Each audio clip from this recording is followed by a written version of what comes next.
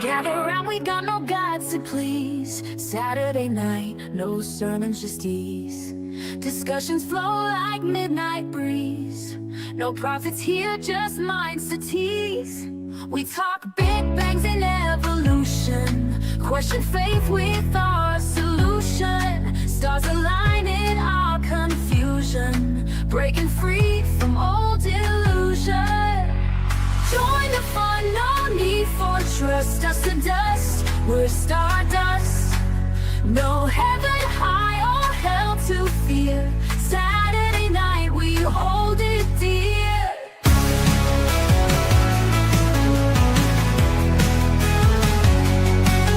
Fun and laugh at myth believers. Here we're all truth seekers. Open hearts and swift deceivers. Make a stand, no hidden levers. Raise your glass to reason's thrill. No ancient text, it's our own will. Debate till dawn, feel golden chill. Saturday night, we've got the skill. Echoes of a godless choir. Light the world, we spark the fire.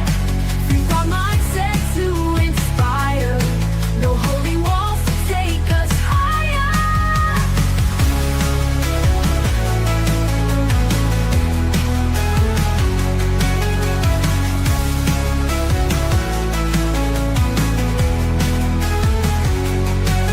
Join the fun, no need for trust. Dust to dust, we're stardust. No heaven high or hell to fear. Saturday night, we hold it dear. Join the fun, no need for trust.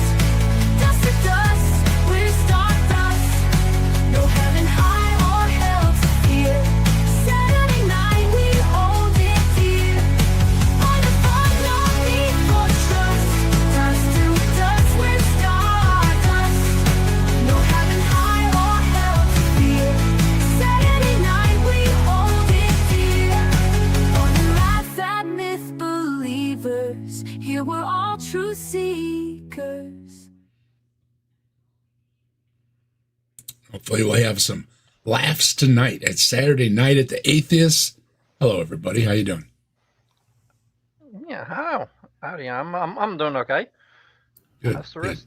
I'm fine. How are you? Good. Life sucks and then you die. That's how I feel.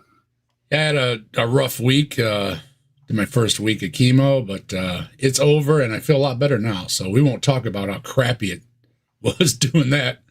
If anybody that hasn't experienced it, good luck to you. Yeah. Hello, everybody, and hello to Icarus. I see was in here right away. Hello, Icarus, and Brojo too. Hello, Brojo. How you doing? Tilting Windmill. We got panel members are in the chat saying hello as well. We've got Quasar here. Toast. Yeah, we definitely have Toast. You got don't know Toast? about Toast. Become a member, and we have Toast. We have Answers in Atheism on Toast. The only I just had channel. toast, and it was delicious. You know, I love toast. There you Yeah. go. We all have Brainless was toast. just eating some toast, right? We've had plenty of toast. We've had different kinds of toast, and Who doesn't like toast? the wife even bought an extra loaf of bread because We love toast. We love toast. We love toast. We love toast. We love toast. Yes, toast, we do. and it's good when your stomach's upset just to have some dry toast, with the dry crackers thing. And I was I was telling Brainless earlier, with all our advancements in technology and everything, you go back to ginger ale or toast or crackers, some of these basic things to help you get through when you just feel the worst. And we really appreciate these things when they come by. And then you go, wow, you know what? Yeah. I really like toast. Where's the Simos? I haven't heard from Simos. Did you send him a link? I did. I haven't heard back from him. Okay. He's been running late last few weeks, though. I did see him the other. Was it this week when he did the race? maybe he's been doing the races. But he's been busy with something else too. I'm not sure what, and I've only been half here, so I really can't give you a straight answer. But I have had the pleasure of seeing Simos a couple times this week. So You've been pretty quiet, Dave. Kind of worried. yeah, I was sleeping. Yeah, but you should, wake up and say, "I'm still here." Hey, I'm sorry for the folks, my son and everybody that messaged me. I hope you understand and appreciate. If it wasn't vital or whatever, I just looked at my phone. I said, I put the phone down. I am sorry. Hey, no. Sometimes you need those moments. I've had those moments, and I just said, I'm not answering nobody, and I put the phone down. So I did try to catch up to let you know I was alive, but I am sorry. I am one of those ones that I'm a miserable sick person, as most people are, and I just had no fancy of answering anybody or anything like that. I just let people know, I'm still here, and I'll talk to you later. So that was about it. Yeah, I do that too. I just go to sleep and fuck everybody. So, yeah, you're pretty sick in the head. We know. Yeah. I know. But this guy this week, he had plenty of spare time because he didn't study any science whatsoever, and he didn't learn how to run his sound either. So Yeah, I know. Oh fuck! You got one with bad sound again. Well, he's got a whiteboard. You got a whiteboard. Yeah, he's got a whiteboard, and he's got a pointer, and he's got all kind of good. He's just didn't learn how to work any of them. Yeah, I know, but bad sound is so annoying. He wrote down Homo erectus. Yeah, he mispronounces most everything too. That's how I know he did really bad in school. Hey, Jedi, how you doing? Hey, and a homo can erect me. What? Never mind. Yeah. I was a Homo erectus back in my youth. Well, us cockroaches have no use for Homo erectus. We are going to do the dissectus. Hello, Demon. How you doing? Door B and left. We're gonna get right into it because this is a short video, but we haven't had any luck getting past a few minutes of the video. We're not even going to go there, and I'm just going to... Okay, it's 54 minutes, Dave. That's 24 hours our time. Yeah, I know. And I've gone through long videos before, but, and we haven't gone through short ones, too. So, there was a couple of them. We don't have Simos here, so... Very, yeah. Hey, that gives us a better chance of getting through. Yeah, when the guy says 2 words and Simos interrupts, so... Yeah. Words? 2 sounds. 2 sounds, yeah. We got the mighty Filbert dropping in, and tons of mice. How you doing, tons of mice? Good to see you. And yeah, so we're gonna get right into this. This is a really bad video, so I hope you enjoy it.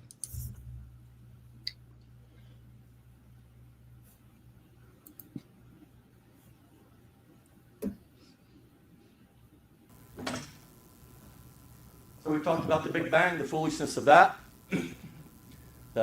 Oh, good. Then we've got that right out of the way. The foolishness of the Big Bang. We don't have to deal with that. Apparently, he did in another video, which was probably terrific to watch. I would have gone snooping, but I don't feel up to it. And if I don't talk a lot tonight, appreciate the fact that I've been feeling like crap. So if you hear Mike and Simos and Brainless, or Scott and Brainless going at it, let them go at it, because I'm tired of my own voice, really. So when God said, "Let there be light," when did he create sound? Because in order to have a Big Bang, you got to have sound. So maybe that's why they don't believe in the Big Bang, because there was no sound until maybe the 8th day. I don't know when they created sound. Yeah, no, but if there was no sound, how did God say anything? Oh, there you go. Why didn't he just say, "Let there be waves"? Wouldn't that just like cover everything? It'd cover light. It'd cover sound. It would cover the ocean, man. Because what do you get in the ocean? You get ocean waves. Yeah, but he never said that. So No, when does yeah. stupid. He should have. Oh, Tori and Tons of Mice says they're a little sad thinking about the Fitzgerald anniversary. Whenever I think about the Fitzgerald, I had a buddy that worked at a TV, his dad, worked at a TV station. And he did a show about the Edmund Fitzgerald. And we tried to get a copy. Oh. We tried getting a hold of the news station. He's passed away, and, it's difficult. Nobody answered us or anything. But somewhere there's a copy out there made by David Cromwell.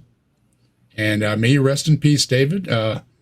You did do a special on the Edmund Fitzgerald, and it aired on our local channels with his name on it. And it was kind of cool. So I lived about 60 miles from that, and I went and saw Gordon Lightfoot in Duluth, Minnesota, which is where the harbor is that the thing was headed for, I think, or something, or came out of. Anyway, so, which is interesting. And Gordon Lightfoot was drunk on his ass, and he showed up 45 minutes late at the concert. Yeah, a little story from my youth. I do remember it. I do remember watching the special at my grandparents' house. So it is a memory that stands out. So I never learned until much later that it occurred in 1975. Yeah. I didn't. When I was hearing the song about it, I never got any context. I just thought it was a shipwreck from long ago, not from Yeah. the bicentennial. When we're wee ones, well, at least I was a wee one. And I do remember watching it. I remember Chris running around. He had single parents. His parents didn't get along or whatever. But besides that, he was always good on bragging about his dad working at the TV station and everything, which was a cool job, And I heard all about it. And we did try to track it down, but I didn't get any messages back. And but we tried, we gave it an A for effort. So, and hello, Jasper, and hello, Chris. Good to see you. So yeah, he already covered the Big Bang, so I'm going to spare you the Big Bang, but he's got a lot to say good. about Thank you. about evolution. So fucking tired of the Big Bang. Everything in life came out of nothing, and the sterilization of the universe that would have happened with the Big Bang, which would have made life impossible. What? I don't know what he's talking about. The Big Bang Sterilization of sterilized the universe. Okay. It's a good thing we didn't watch the first one, because I think it would be a serious head scratcher. Yeah, Well, it's true heads that- would have popped. The temperature was above 160 degrees, so that would have killed all the bacteria. Yeah, yeah, all the All those bacteria that did not exist yet. Yeah. Right. He's very confused. Very confused. Hello, Fred. Good to see you. Okay, so he's an idiot. Wait till he tries to pronounce some things, and you'll see what we're dealing with here. So where was this published? This was published in, let me see here. Hang on a second. 3 weeks ago. Oh my gosh. God. October 12th, 2025. He's got So- 14 views, including most of us. Yeah, there's a whole lot of shit. He did that. He should know better then.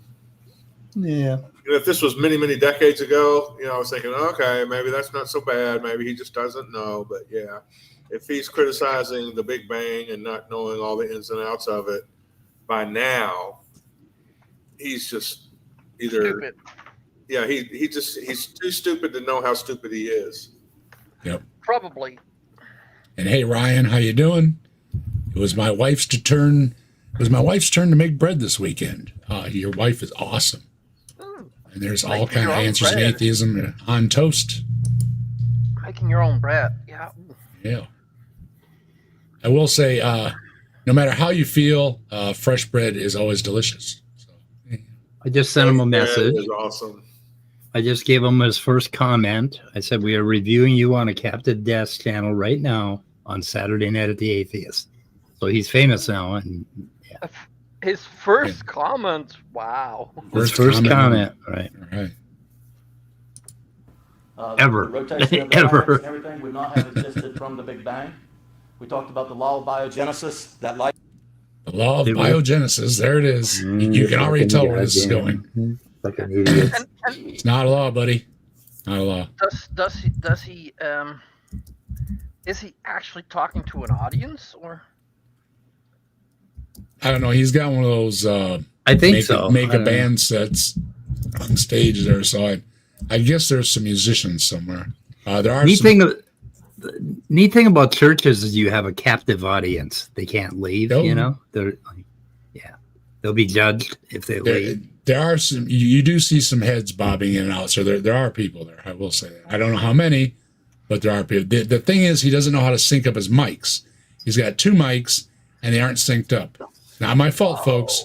So I cranked up his mic, and when he's talking away from his mic, he's actually using the lapel mic, which isn't synced up properly because he doesn't know how to use those either. Apparently, he bought a bunch of science stuff and sound stuff and never read the directions. So, hey, stop the stupidity. How you I doing? did make an inquiry with Copilot about the law of biogenesis. And according to Copilot, and of course, you would have to research evolutionary biology textbooks to confirm this. There is a law of biogenesis that just says that we don't have life popping up from inert material. It does not extend to abiogenesis, and this is the big fallacy that this guy and others try to perpetrate. They're trying to make the law of biogenesis stop and limit abiogenesis. There is no law that says life cannot come from non-life. It's just the fact that on our planet, life does not come from, spontaneously from rocks or metal giblets or from a combination of clay and dirt and spit. Maybe spit, That we have observed. Yeah, that we have observed. So it's a misuse of the law of biogenesis if Copilot is correct. It's worse than that. These guys, okay, they say the law of biogenesis. Where do they think that came from? Okay, some biologists in like the 19th century tried to cork a jar and see if flies developed, and they didn't. And they came up with this law of biogenesis. But they believe the biologists a law of biogenesis, but they don't believe anything else the biologists say about evolution. There's this one law, right? And it's like, what the hell are they talking about?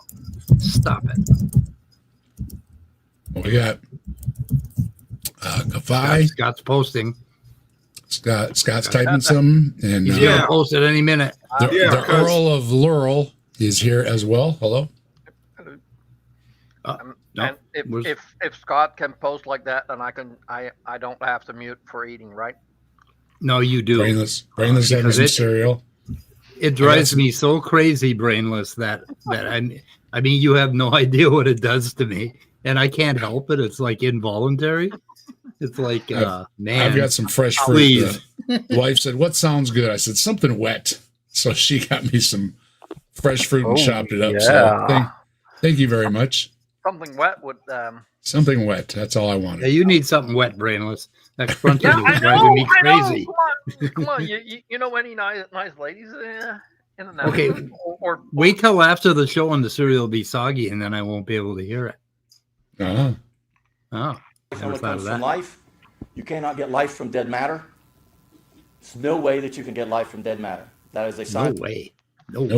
Except that everything's made of elements and they're not alive. But because the law of biogenesis says in the universe we have a law of biogenesis. It says you can't. So there you go.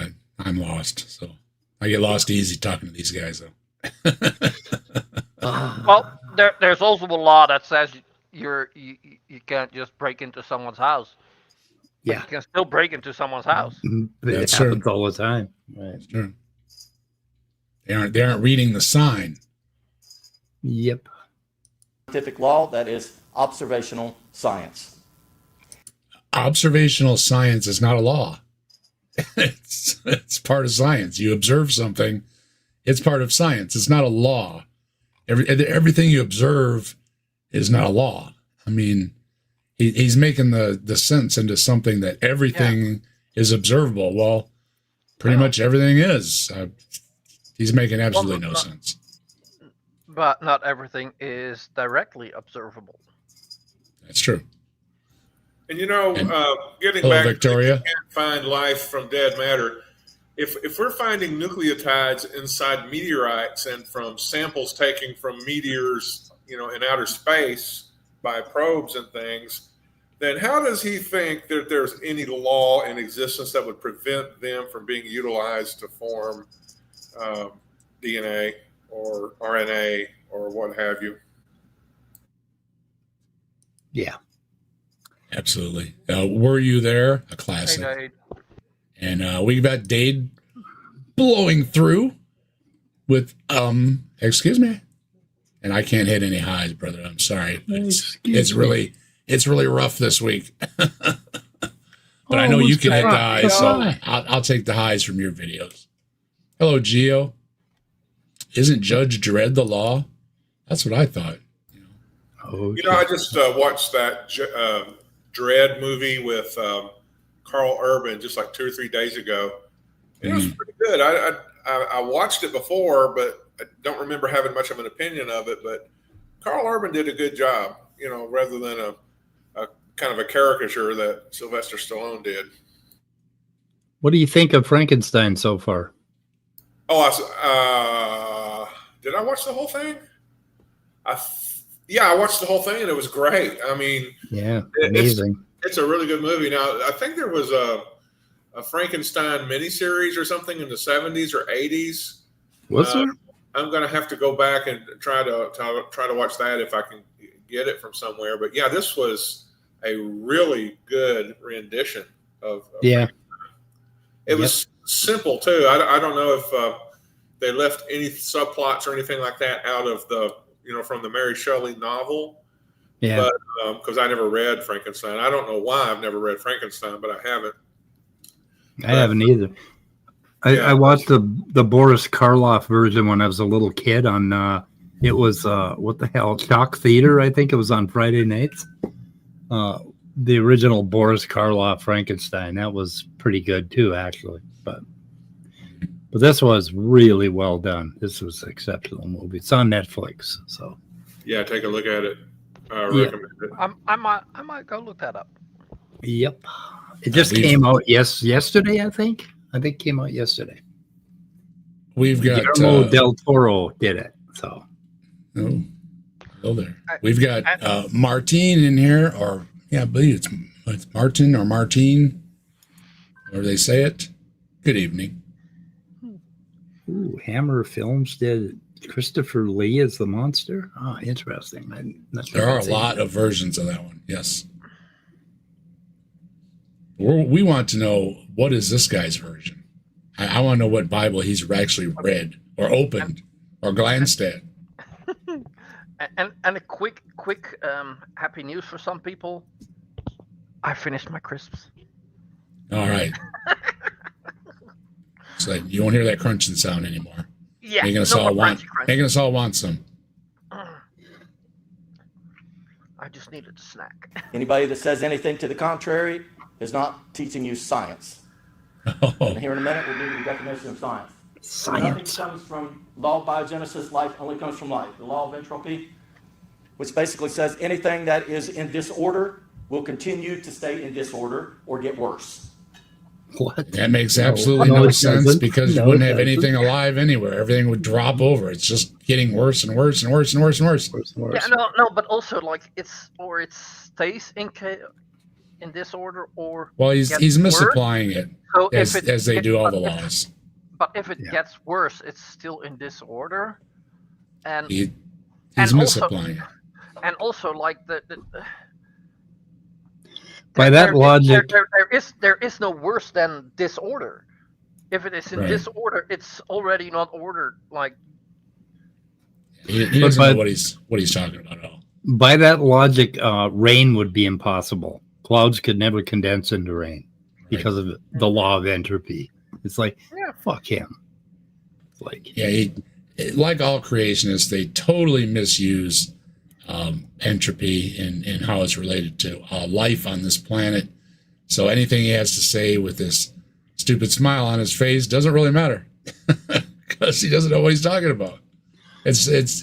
I've covered a lot of these, and I try to look for the fellows that, and the ladies, I guess there's been a few, that really don't have a clue about anything they're saying, and this guy's one of them. He just has no clue what he's talking about.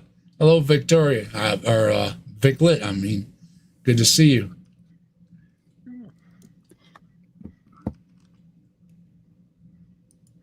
So things don't go from disorder to order. Things go from disorder to worse disorder. Okay? No, okay. A worse disorder? Also call it the second. I Yeah, guess. that's what I'm saying. If it's in disorder, it can't get worse. It's already in It's disorder. like worse disorder. Oh my Let's god. sweep it up again. No. Well, then again, like my dyslexia. That is a disorder, but kind of got a feeling he's got a worse disorder. Scott. Sorry. Scott, you got grandkids, right? Okay. Tell your grandkids when their mom and dad tell them to clean their room, tell them they can't because of the law of entropy. Yeah. Not possible. Yeah, it's not possible for you to clean your room. I tell you what, they are agents of disorder. That is for sure. Yep. All day yesterday, it was nothing but disorder. Broken glass and But we love him sounds anyway. horrible. Law of thermodynamics. So the law of entropy is that Entropy. things get worse, not better. Okay? The anthropic principle. He doesn't even know what he's talking. It's not entropy. It's entropy. And he says Did he almost say every word like entropy? that. He says entropy. Yeah. Oh my god. Like in through the outdoor. Entropy. Okay. Stars. How do stars form? They say it formed with clouds of gases that condensed together and formed into a star. Right. Everybody knows the clouds of gases expand, they don't condense. Oh, motherfucker. Oh, okay. Sorry. Watch my language. What? Oh, man. Okay. No. Now I can make him sound so stupid. And remember, that's me saying making him. That's brainless. That's right. He says things evaporate and don't condense. If things don't condense, why do we have a word for condensing? What do we have? Rain. But also, why does the word exist? Yeah. If it's something that cannot happen, Right. and like, Well, why when you get in your car on a cold day, like, why does your window fog up? Man, I haven't facepalmed this hard in so long. Fucking hell! Oh, we just got started too. Don't worry, Scott. Oh my god, this fuck. We got 49 more Dave? minutes of this. Dave, you have outdone yourself here. I felt awful. I was trying to half look around, and I stumbled on this, and I said, "Oh, thank you for not making this very difficult because I didn't realize I'm already there having was- a rough week."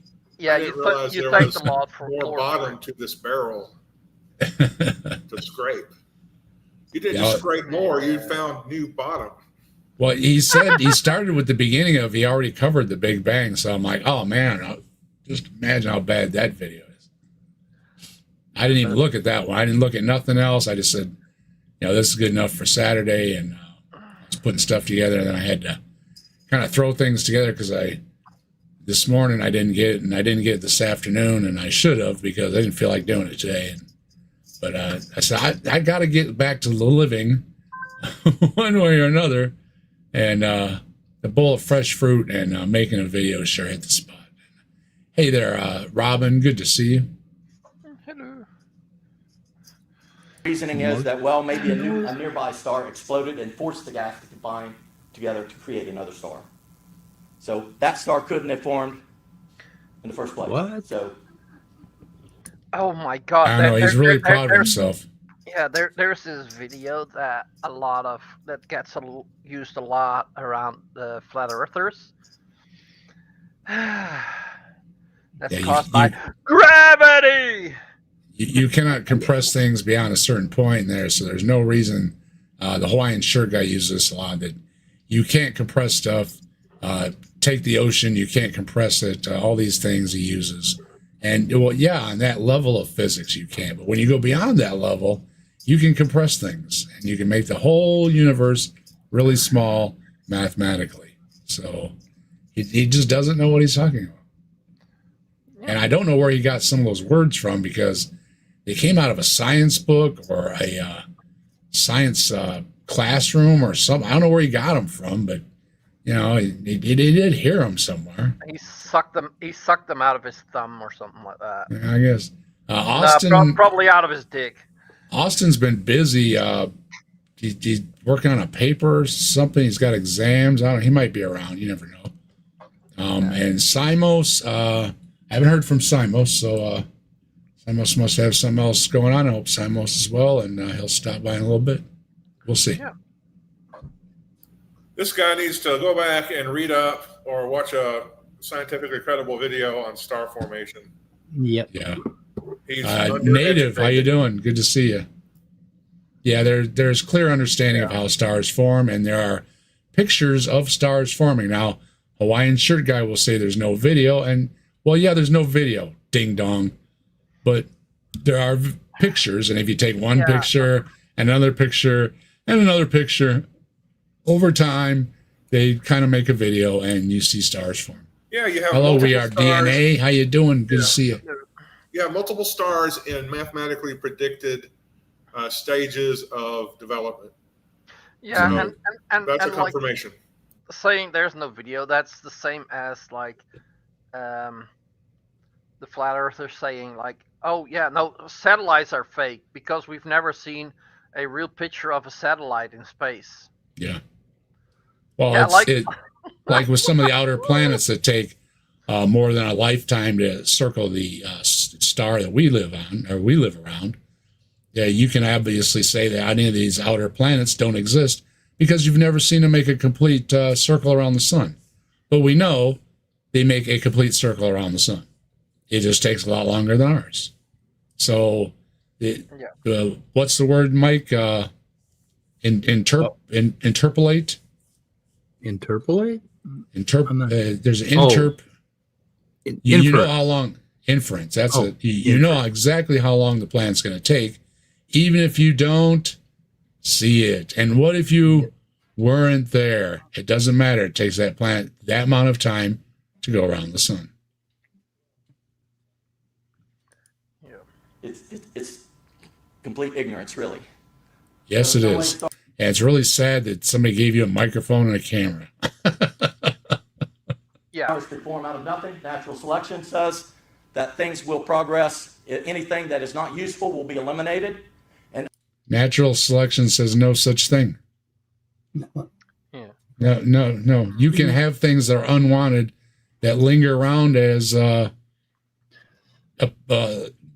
useless appendages. And then again, someday we might use them again. So things can hang around. You can't even pass a basic science quiz, buddy. Not even. Things that will kill you probably won't hang around, but that's about it. Or they can be inactive, and you don't care. I mean, it's like they say there's an inventory, and if we've got any of these things, and he's talking about what good is half a heart or anything. Well, that's back to the video we did on Bread of Life when she's talking about, you can't have half a circulatory system. Well, sure you can. It just only works as a half of a circulatory system. It doesn't work as our circulatory system running at on half the pieces. There's a difference. So a much smaller, simpler, weaker, yes, you can have. But no, you can't do that to ours because ours is not simple. It's got more complex. So they take modern things and compare them to old things, and no, they are different. But you can't ever explain that to them. And it's what he's taken out of a... I can't believe it's out of a book. It has to be out of some creationist pamphlet somewhere. Bread of Life was added again with Cornelius Hunter today at 11 a.m. in the One True Zone. Dr. Cornelius Hunter finds things that scientists said in the 19th century predictions that they made, and he proves that evolution is false because some of the things that they said in the 19th century didn't hold up. Therefore, evolution false. That's how it works. Anyway, I think the acid's kicking in, guys. Uh-oh. Here we go. Uh-oh. Only the things that are useful will continue on. That's natural selection. So if your eye was 50% formed, would natural selection eliminate it? Oh my God. What? If your heart was 50% formed, would natural selection eliminate it? No, you dummy. That depends on so many variables. Oh, geez. If your heart didn't work right, natural selection would eliminate it. What? If your heart only worked half as good? Well, I got news for you. Buddy of mine stopped by to check on me when he heard about my illness, and he had his own bout of illness this summer with his heart. And he was down to like zip. He staggered into the emergency room with his shorts on. I mean, literally, he didn't dress or anything. He just said, "Take me to the hospital," right? And he flopped into the emergency room saying, "I can't breathe." Most of his heart wasn't working. It wasn't working. And he managed to not only survive, knock on wood, all hail Bigfoot, the doctors knew how to fix him. So dude doesn't know what he's talking about. Again, he's awful smiley, and I guess he sleeps good at night. I'm envious, but he doesn't know anything. He doesn't know anything. Anything that is not completely formed in its entirety would have been eliminated by natural selection. So natural selection cannot be the cause of everything coming into being. No. He doesn't know what natural selection is at all, and that's the but primary thing behind evolution. And if there is a species that has fully developed eyes, and part of that group has underdeveloped eyes, those underdeveloped eyes will probably get eliminated by natural selection. But it depends. If that's all it needs, that's all it needs. Yeah. Yeah, no, but before those fully developed eyes, the partially developed eyes were the best developed eyes. Right. Yeah, there's no measurement. So they were the best. And who says that the eyes that we have now in 1,000 years will not evolve more? Oh shit, no, that won't happen, because then Trump would have already launched a nuke or something like that. Right. And standard right on time, a little standard deviation, is Bigfoot the apex of evolution? I think so. I think so. Yeah, probably the apex. Yeah. Yeah, the argument about you can't have half a heart, you can't have 3/4 of an eyeball, you can't have a partial circulatory system or whatever. They need to think in terms of earlier to later models. Like insects. We had Model A cars, and probably even more outlandish cars before that. But they were developed into newer and newer versions with more capability, higher complexity. I shouldn't have used cars as an example because of the weakness of Earth creationists to use machinery as their analogy, but they need to think in terms of earlier models of hearts, earlier types of eyes, like Brainless Steele was talking about, that then evolved the adjustments and stuff. So you weren't starting out with an inoperable or a non-functional way of getting blood around the system in an old organism, like a microscopic. I don't know what level of organism developed any kind of circulatory system. I guess they were primitive animals. Insects have a primitive circulatory system. Yeah. They don't have veins, they don't have arteries, and they don't have a dedicated heart. And it just developed enhancements that were then selected for as time went on. So don't know who this guy's been reading, but he hasn't really done much of a comprehensive reading about the evolution of different body parts, body types or organ types, maybe, because like you studied the liver, I think, didn't you, Mike, in various levels Yep. or various phases of evolutionary history. And it's just a matter of the more simplified earlier stuff and the way it made improvements over the millennia. Yeah, I don't know if you could call them improvements. They just complexities, changes, enhance. It's hard to use not to use teleological language, but it just changes were made, and we have what we have now because earlier versions were superseded in evolutionary history. He has very little understanding of natural selection or what it means at all.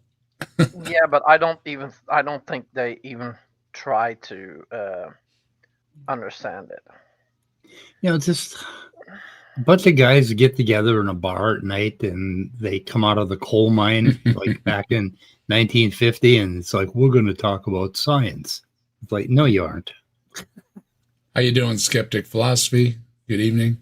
Hey, Skip. You ever notice the skeptic philosophy is always fashionably late? Yeah. Well, he was holding his side laughing, I imagine. Yeah. It took him a little while to recover. He's just that cool guy that comes to the party late because he's that cool guy. What's up, dudes? Yeah.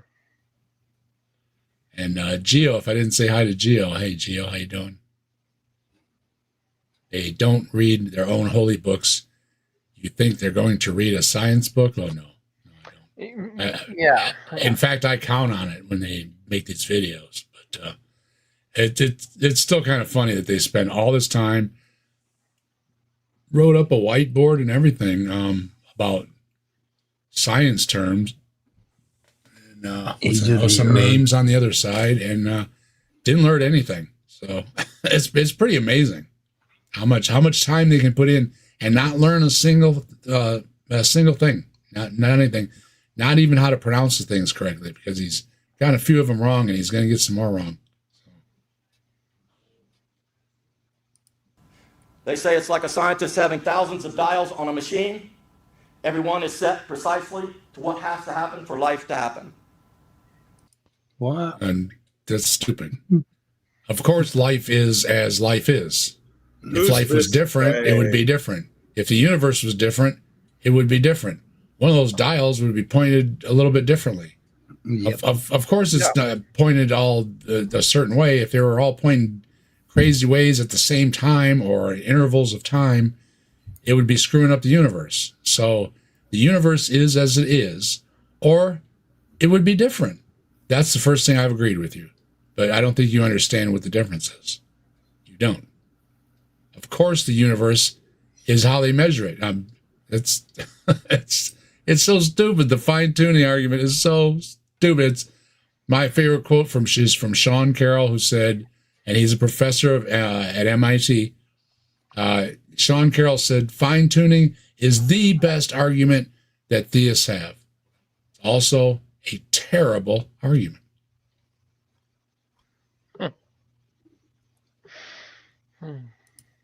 Many people who don't believe in God are coming to God, scientists, because they say there's no way that all of this fine-tuning of the universe, law of gravity, only off a fraction by 5%, life's not possible.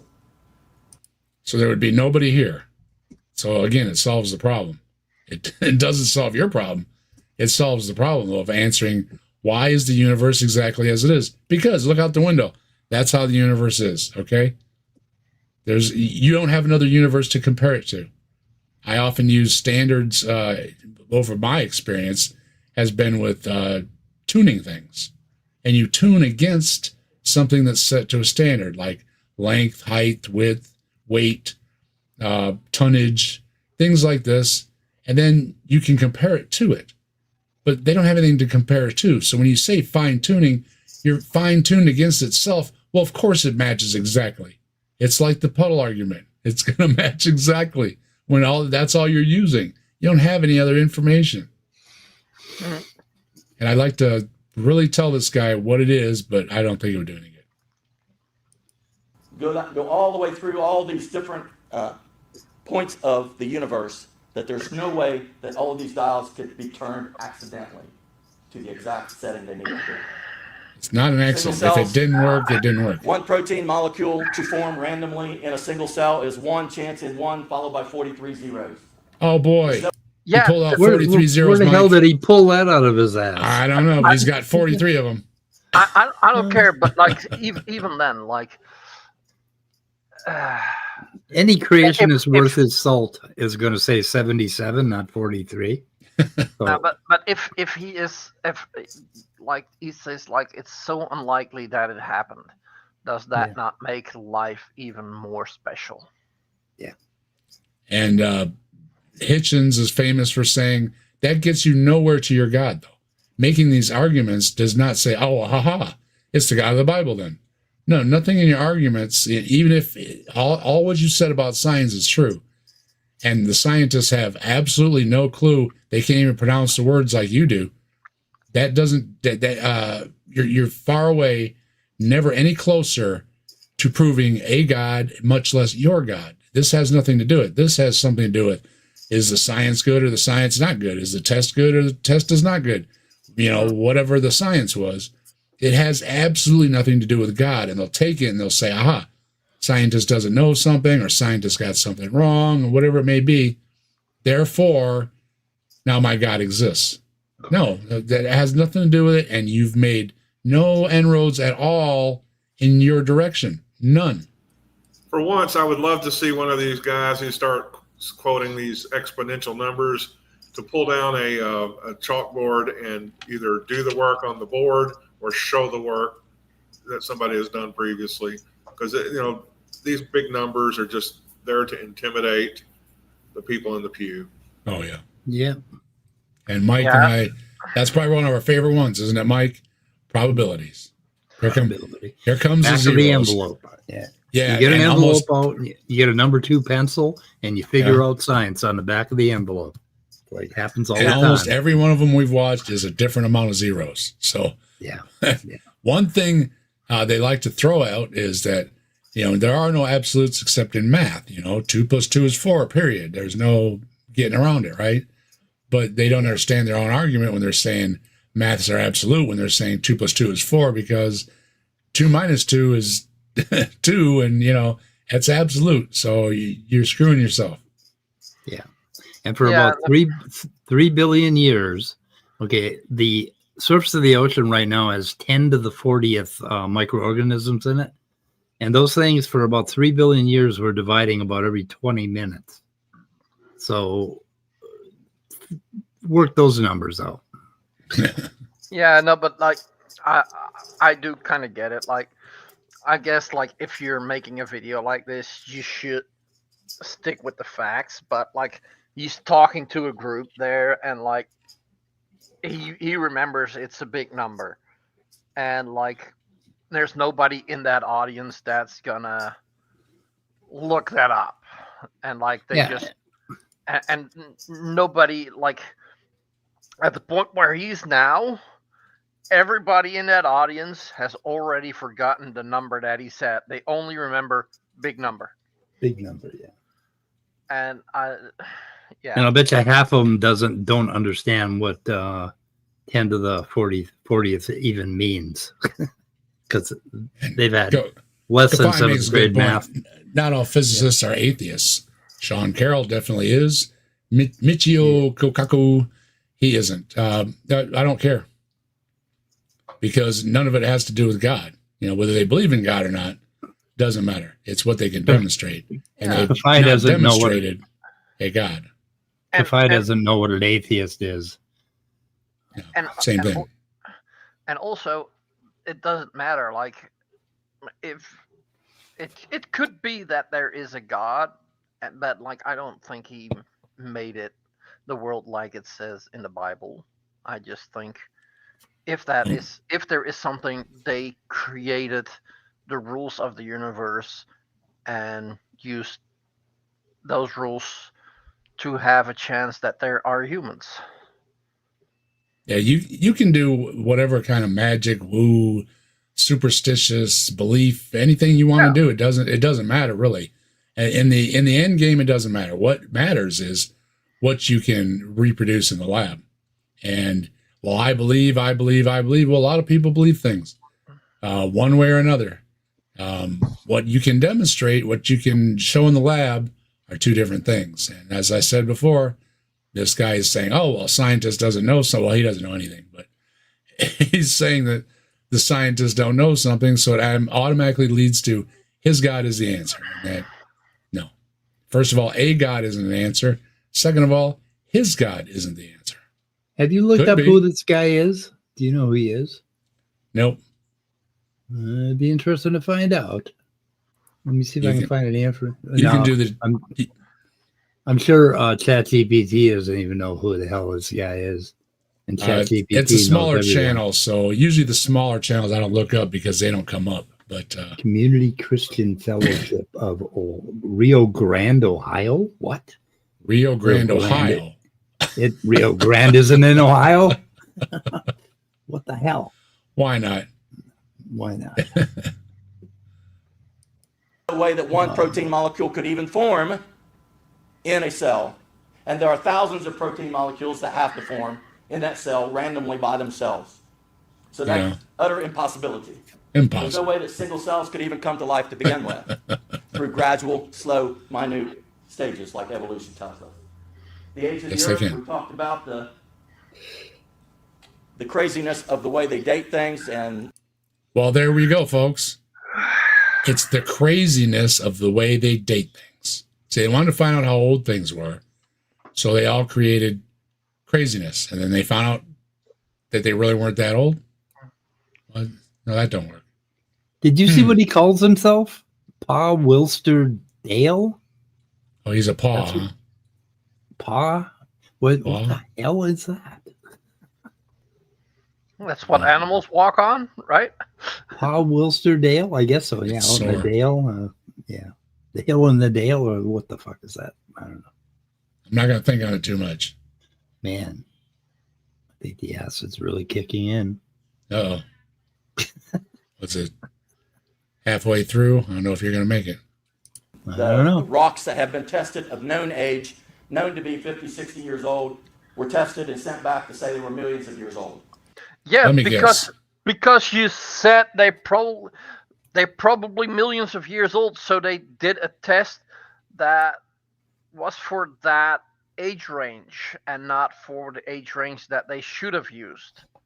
And I guarantee I know the guy's name. Steve Austin. Because every time it's a bad date, it's Steve Austin. And Tons of Mice, who used to live around here, says, click on the right thing, the Rio Grande branches off the Maumee River in Defiance, Ohio. So thanks, Tons of Mice. Ohio and Michigan and plenty of lakes and rivers. You go up there, Wisconsin and Minnesota, you got plenty. Around here, it's pretty wet. A lot of water activities, a lot of lakes, a lot of rivers. Hello, everybody. How you doing? Hey, Commander. Deep State Annex is joining us. Yes. Who actually made the 3D model that I'm currently using as my avatar because I'm on my laptop. I might be lying. ChatGPT says that he is not a well-documented individual. But he's got well a whiteboard. Documented? You mean not well educated? Yeah. Okay. Made sure he had a whiteboard though. Maybe it's Pastor Wilster. Wilster? What is that his name? P.A. Wilster. Pastor Wilsterdale? I don't know. I don't know what the fuck. We'll go with Paul. I like Paul better. I'm very confused right now. Okay. Let's So go we know with if you Thomas. can't trust the dates of a known age rock, why would you trust the dates of unknown age rocks? Because you don't know how to date rocks either. You can't date a new rock. There's no such thing. There's no such thing as dating anything new because they date using a ratio. And if the older something is like a rock or if it's with C14 for something that's newer, only thousands or hundreds of years old. It's a matter of a ratio. And guess what? There's no ratio when it first died or first formed or first came out of a volcano. And if it was mixed in with a bunch of other rocks, it doesn't matter because that's not the original rock. It's the layer that it put down. So no matter how you look at it, it's Steve Austin all over it. Yeah. We can apply relative dating here and figure out that the rocks in his head are less than 60 years old. Yeah, and also, like, I think it's kind of weird that he wants to date rocks, but yeah. Yeah, I know. Yeah. Sorry. Yeah. Sorry. So there's a lot of crazy stuff going on with radioisotope dating and carbon dating. It's just, when you dive into it, you realize, this is crazy. Yeah, it's crazy. It's right? crazy. It's crazy. It's just so crazy. No. Like, how can he say that? Because I'm 100% sure that he did not dive into it. Well, part of crazy is not doing the same thing and getting the same answers every time. These dating methods are very good at getting the same answers. And when they get crazy answers, it's usually the outlier. There's something wrong with it. And all the other answers are good, okay? They pick the one outlier and they say, this is a problem. And it's like, no, the outliers show where there is a problem, yes, in the testing. And when you get all the other dates that are matching or counter, going from one dating method to each other, agreeing with each other, overlapping, and on down the road, you get a reliable source for dating. This guy doesn't have a clue, and he's been reading too much stuff from Steve Austin. I guarantee it's Steve Austin. I really can't stand Steve Austin. You know what? One more thing about Steve Austin. He tainted the man's name that did the Bionic Man, Steve Austin. So whenever I say, oh, that's Steve Austin, my wife thinks I'm talking about the Bionic Man. I'm not bad-mouthing the Bionic Man. I love that show. I'm bad-mouthing a bad geologist. Hiya, Ed. Hiya, Leo. Good to see you. An atheist F5K. Good to see you. And we will call people by name. Generally, I don't like to make things personal because creationists can be deceived as well. But guys like Steve Austin have made a living on deceiving everybody, including other creationists. He's made a living out of submitting bad samples to different labs, not telling them the information that they need because he thinks they don't have to tell him information about where you got the sample from. And the lab is just going to figure out all these things themselves. And now some things they can do, but it's just absurd the what they put on the dating methods to ensure the reliability. Yet when you do it across dating methods and show that it does match, then, they're just lying anyways. So it doesn't matter what you do.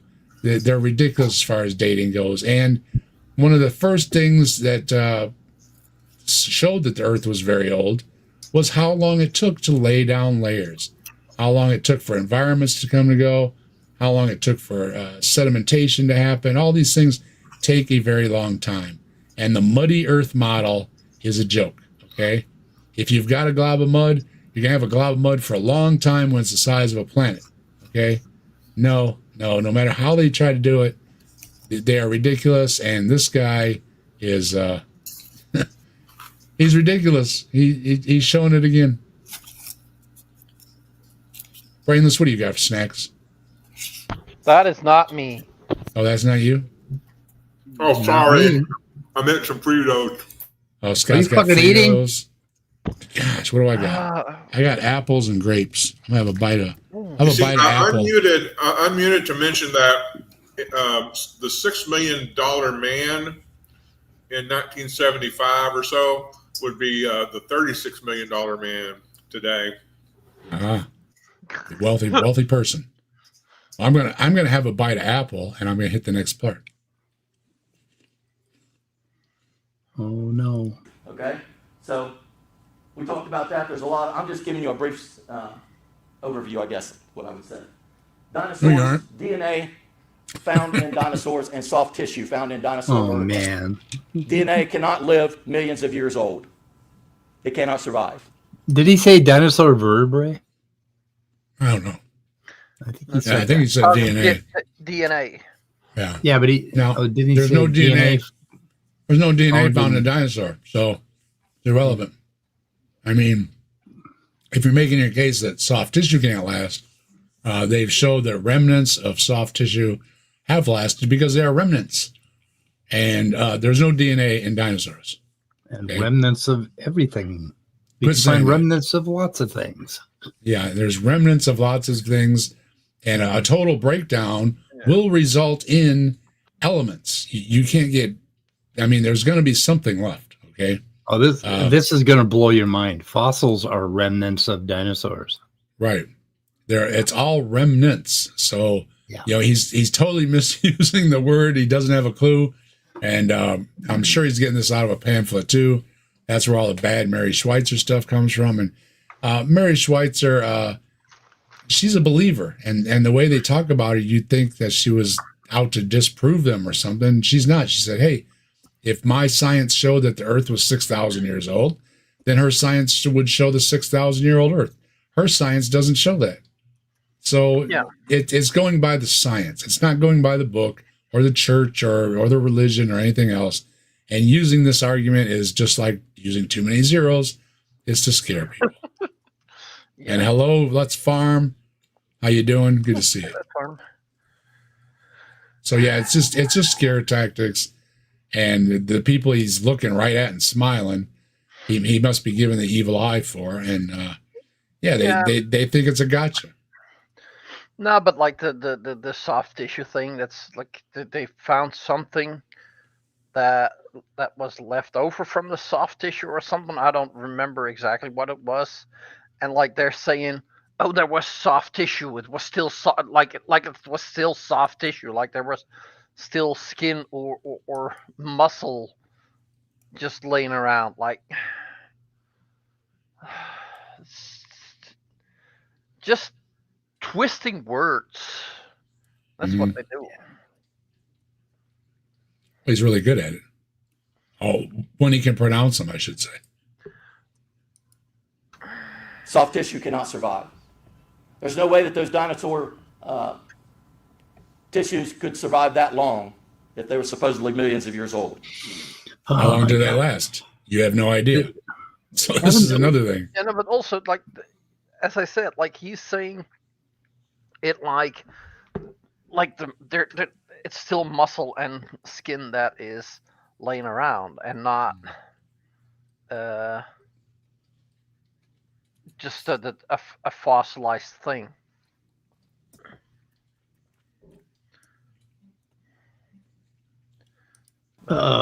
Anyway, There's a lot of evidence. people Go ahead, Mike. people have told these guys over and over and over again about this soft tissue bullshit, and they keep spouting this crap, this nonsense to their audience. Why? What are they doing? And why is Pastor whatever's Dale talking about science to begin with? Why isn't he talking about Jesus? You know, we've said that quite a few times here on Answers in Atheism and on many other streams as well, is why are they talking about science in the first place? They should be talking about Jesus. They should be talking about how great heaven is. I say often, if I had heaven to sell, I'd be a happy salesman. What better item could you have for sale than heaven? I sell heaven. And don't you want some? You know? The reason for all this creationist, anti-evolutionist nonsense is because they have nothing to say about their own beliefs. They have absolutely no evidence or proof of any kind for this bullshit that they believe in. So they have to say, look at the birdie and pull the, it's basically a red herring for their believers so that they don't have to address the elephant in the room, is that there's no fucking visible sign of God anywhere. Speaking of very red, something just flashed on my screen from Fred Harvey with for 10 of those atheism dollars. I would never give a lecture on biology. I don't, and I'm not even close to giving a lecture, and I wouldn't. And yet these guys, they have absolutely no problem getting a microphone, handing it to them, and say, you go ahead and tell them, Pastor, because you know everything. But you know what you don't know, Fred?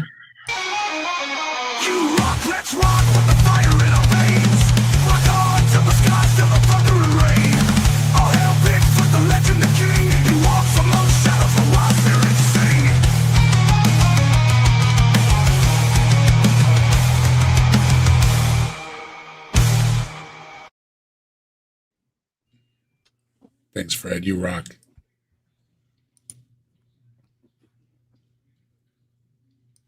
Land and sea fossils all jumbled together on mountaintops. They're not all jumbled together. You're wrong again. They're not all jumbled together. That's the problem. They're not all jumbled together. If they were all jumbled together, you might have an argument. The problem is they're not all jumbled together. They're laid down specific areas. Now, of course, you're going to find areas that, you know, had a natural disaster and things are all mixed up. But overall, around the world, you're not going to find that. And there's a reason for that.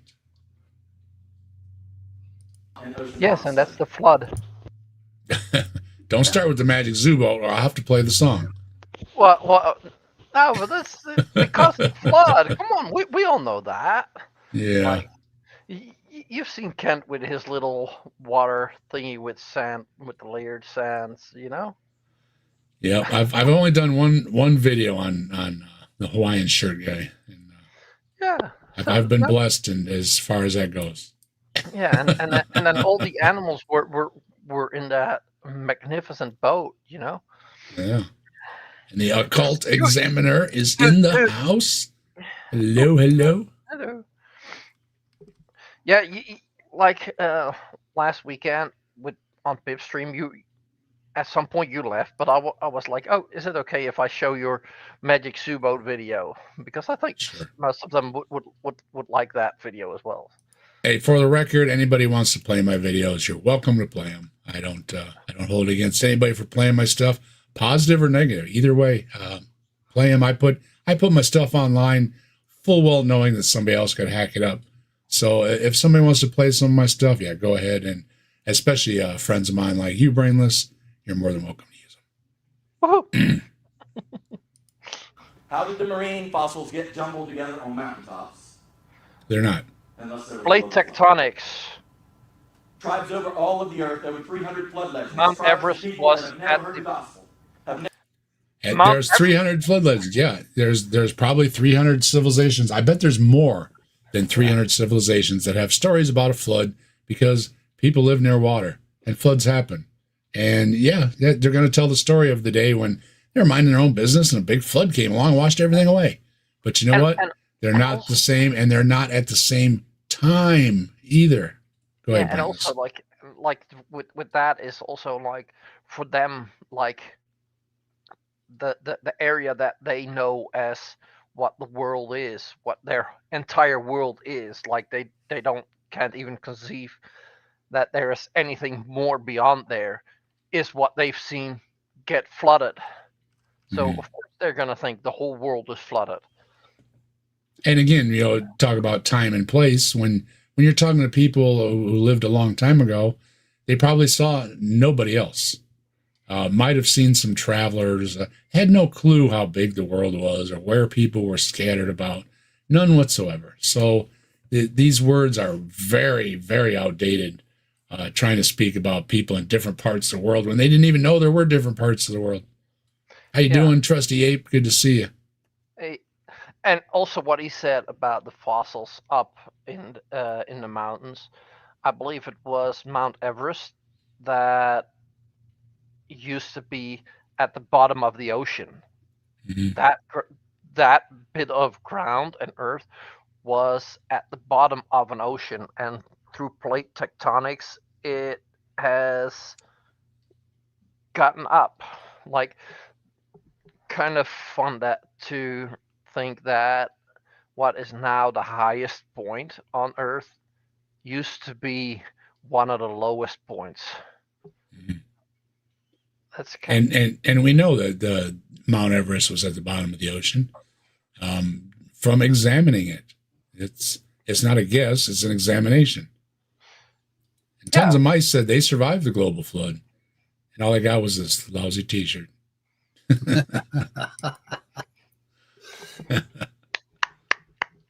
well said. Never read a Bible. Tons of mice saw got some good ones. History of a global flood. Yeah, don't do that. So we see a flood of evidence.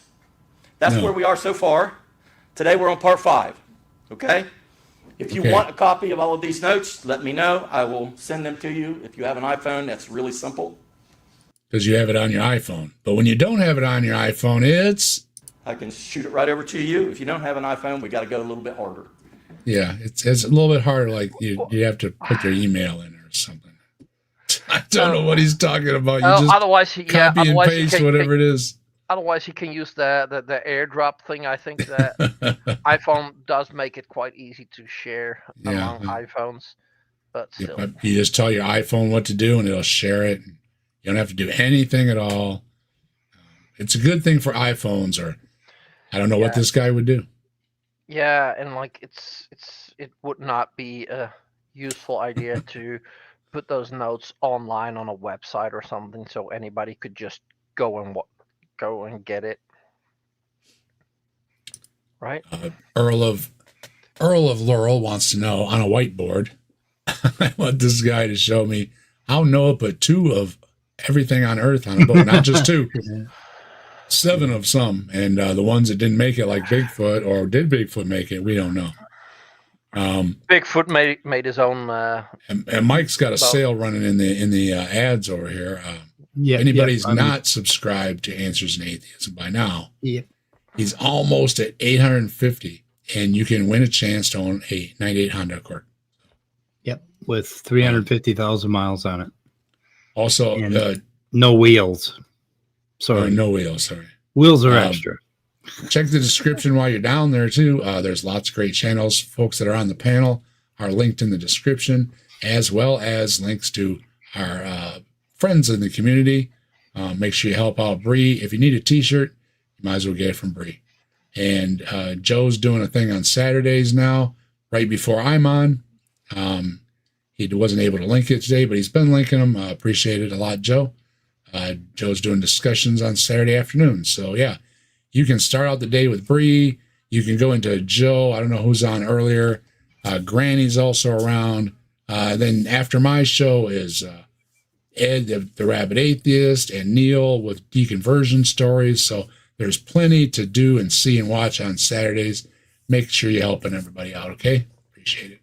And don't forget, like, share, and subscribe. If you want to become a member of the channel, you can do that too by hitting the join button, and you can have these great emojis that we got rolling around.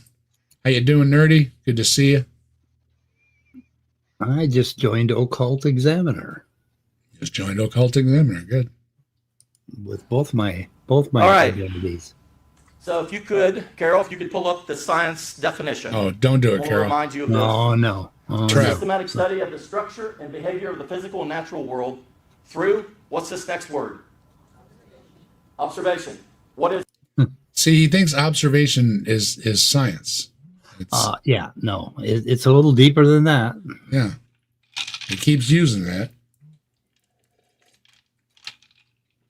But I do not think it means what he thinks it means. What does that word mean? Put Ryan Murphy's Something you can see, comment something there. you can test, something you can say, yep, the law of gravity works. Oh, it's just like the law of gravity. You know what you're talking about. The 28th commandment, thou shalt not use the symbol of my son's torture as a holder for your papers and remote. I concur. Why not, though? So I'd like to know what 11 through 27 are. I don't know. I've got the 23 or something from Jim Hall. It's in one of his books. One of my favorites is that's a great idea. Why don't you make a channel and talk about that? That's one of my favorite commandments. So when somebody's trying to tell you what to do with your channel, tell them, hey, you know what? That's a great idea. Why don't you start a channel and talk about that? Because if you aren't having a good time when you're talking about stuff, you probably don't like what you're talking about. And if you don't like it and you're not having a good time doing it, get off of YouTube because it shows. You know, if trolls are putting you out of business for the day or something, you know, I mean, really, come on. These people live to do that. So don't let them do that and they'll go away. Mm-hmm. It's that easy. So stop making it so difficult. Off the bridge and it works. Yep. Right? Studies through observation, experimentation, and the testing of theories against the evidence obtained. Mm-hmm. Now, I've given you all kinds of evidence. So That's one of the best explanations he's given, actually. You take everything and you throw it out there and you say, hey, this scientist over here did this. Now let's see you do it. And you do exactly that thing. And then you say, ha, yes, that's good science. Absolutely. Well, you've got to do a little inference to get science. So it goes a little deeper. Yeah, reading observation. Yeah, reading an out-of-date book and saying the observations match it. No, they don't. I don't know what you're reading. And I was going to do a different video today, but he was making too much sense in this video. He was saying, if you think you understand the Bible, you don't. And I'm like, well, I'll be dang. So I couldn't make a video against this guy because he made too much sense. But yeah, that's the most sense I've heard about religions, is that you can't understand what that person meant in that text thousands of years ago. And you can't. So far, creation. Of everything that we've talked about, the evidence is on the side of God. From the Big Bang being utter foolishness all the way down, evidence is all utter foolishness. It's evidence for God. Yeah, and you can't observe God anyway. So what the hell? Of course, I understand that he believes things should be by faith, but then if everything's by faith, why even bother with science? Hey, he's using both ends of the rope there. Okay. All stacked on God's side. What I want you to understand. The ridiculousness part is stacked on God's side. Yes, I don't think you heard what you just said, but okay, go ahead. Is that you can intellectually defend creation. The mistake that many Christians make is that we see our belief in Christ and God, we see it as kind of an emotional thing, but it's not really true. In other words, we see it as an emotional thing that's not really true. No, because it isn't true. Okay. Does that apply to all of the parts of the Bible he doesn't like? Or because, a lot of them will say, hey, a lot of it isn't, literal, but they'll take the Jesus part as that has to be literal. No matter what, you have to have the literal part about Jesus. But if you're taking any part of the Jesus apart, then it's not literal anymore, and the Bible is nonsense, and it's from God, which means it's nonsense from God, which means your entire religion has fallen apart. And why? You can't take the literal interpretation of Jesus out. You can take literal interpretations of the magic zoo boat and the birth of and crossing of the Red Sea, and you can make those all metaphors and whatever you want. But you have to bring Jesus back from the dead to prove that he's God. You have to. So that has to be literal. And when you take any part of the literal Gospels apart, or any of the stories about Jesus apart, you are doing serious damage, and that's when you're going to perk some ears. So in a way, yes, it doesn't really matter if you talk about the Bible, but it does matter when you talk about certain books in the Bible. Absolutely. Yeah, like if you talk about Romans, right? Oh, not Romans. You know how I feel about Romans. Every time I hear Romans. Oh, no. No.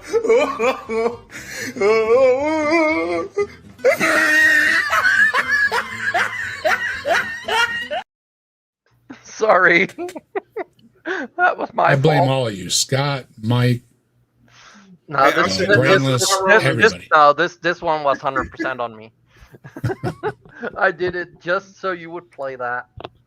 And Filbert's got something going on tonight with an open panel discussion.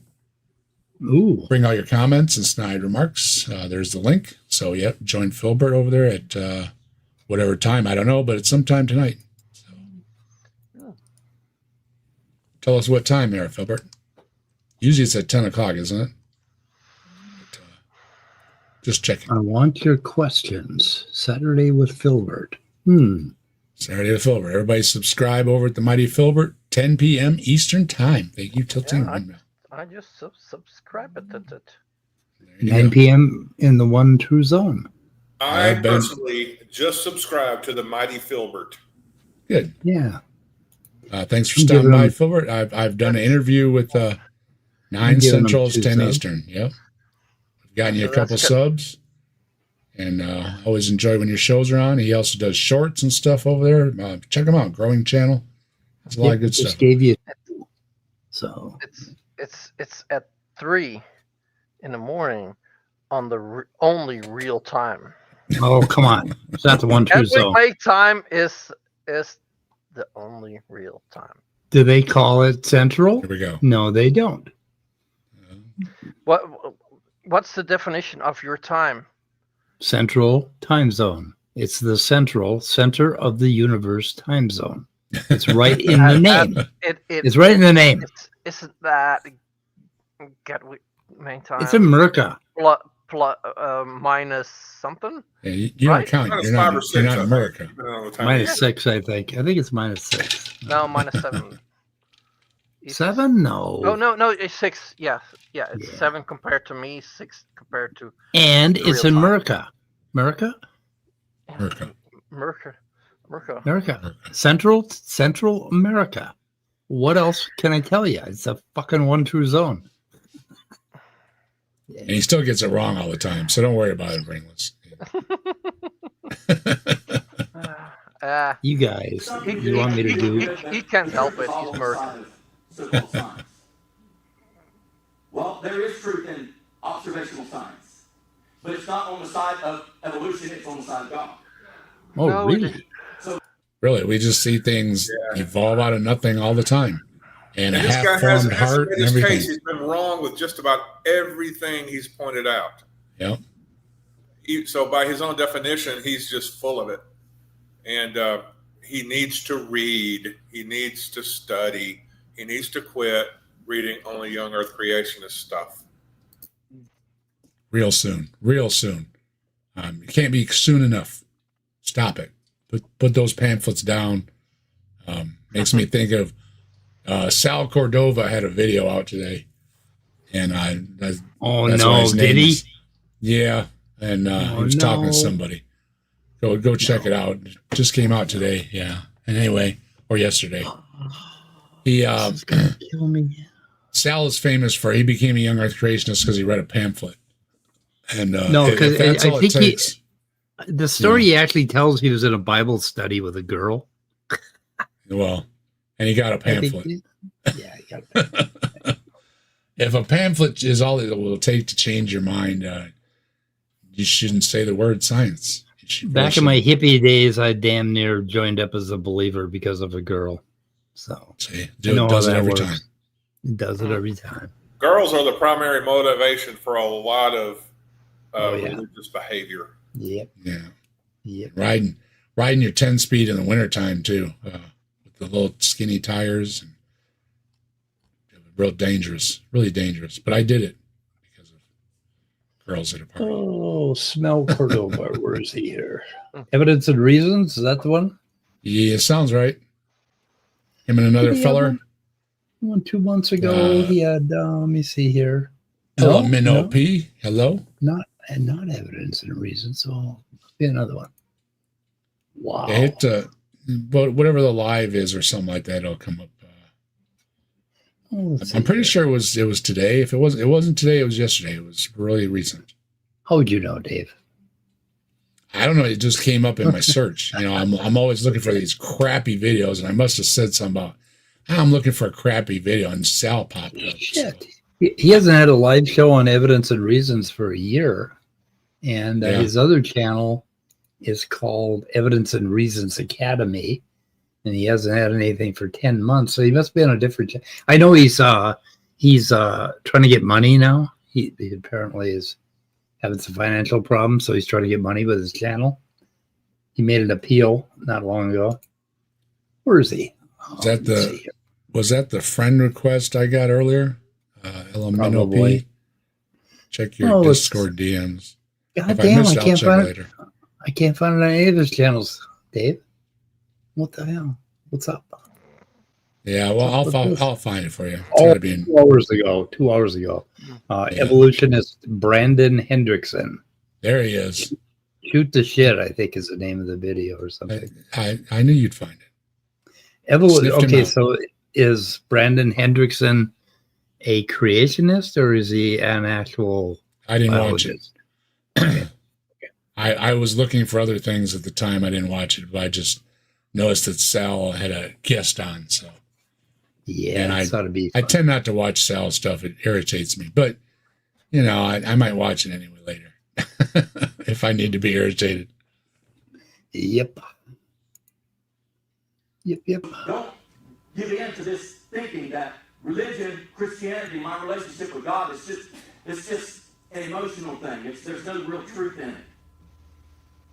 Okay? What? Because now you're making a two-stage. You're saying, well, this is all emotional psychology stuff, and then we have the real stuff down here. I have no idea what that means. I don't know what he's talking about. No. Right? The real evidence. No, creation is the real evidence. If you follow the evidence, you will come to the conclusion of creation. If you follow... No, that's not true because most of the world doesn't believe you. So That's right. Just about entirely nobody finds that conclusion. Only really underserved and undereducated people in the United States tend to believe in creationism. And that's not even the majority. yeah, I send you a friend request and message by request of okay, yeah, I got that earlier. You are on my list. At LMNOP. Hello, Pixie. Good to see you. And Jasper, if I didn't see you, how you doing, Jasper? Good to see you too. Make sure I got nobody else slipped through. Hello, if I missed you. Good to have you here for Saturday Night at the Atheists. observational science, you'll come to the conclusion of creation. Now you say, No. Pastor, why are you talking about this so much? Well, I'll tell you why. We're in a war. Oh. We are in a war. Oh. You don't know that. You're No more. No. A war? No, it's not a war when you're wrong and you just won't admit it. Yeah. Troublemaker. That never stayed awake in a single science class ever. You can't convince me otherwise.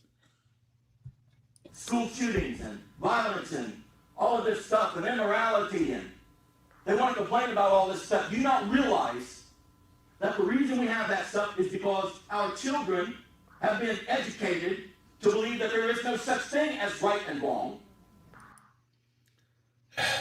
No, they aren't being taught these things. I like somebody to actually go to a school and have the teacher stand up and say, kids, we're going to learn today why nothing's right or wrong. This doesn't happen. It doesn't happen, but it's a favorite argument of the creationists and any group that likes to go after parents, especially. What about the children? You're not thinking about the children. They always got to throw the children at you when the children could care less and have nothing to do with it and are getting along just fine. And most of these social problems would go away if the children would handle it instead of these adults that are wearing their panties a little bit too tight, I think. Sorry to have to break it to you, but maybe get a little bit bigger pair. Causing you to be uncomfortable. There is no God. He did not create you in your mother's womb. You are just an accident. You are just... There's no God. You're just an accident. You weren't created in the womb. I don't remember any of these things in school. These are things that you have going on in your mind. They're not going on in school. I was an accident, but my brother and sister weren't. Yeah. Hey, you know, that if they got together, it's not an accident, right? It's just how it happened. evolved animals. And what comes with that is all this other garbage.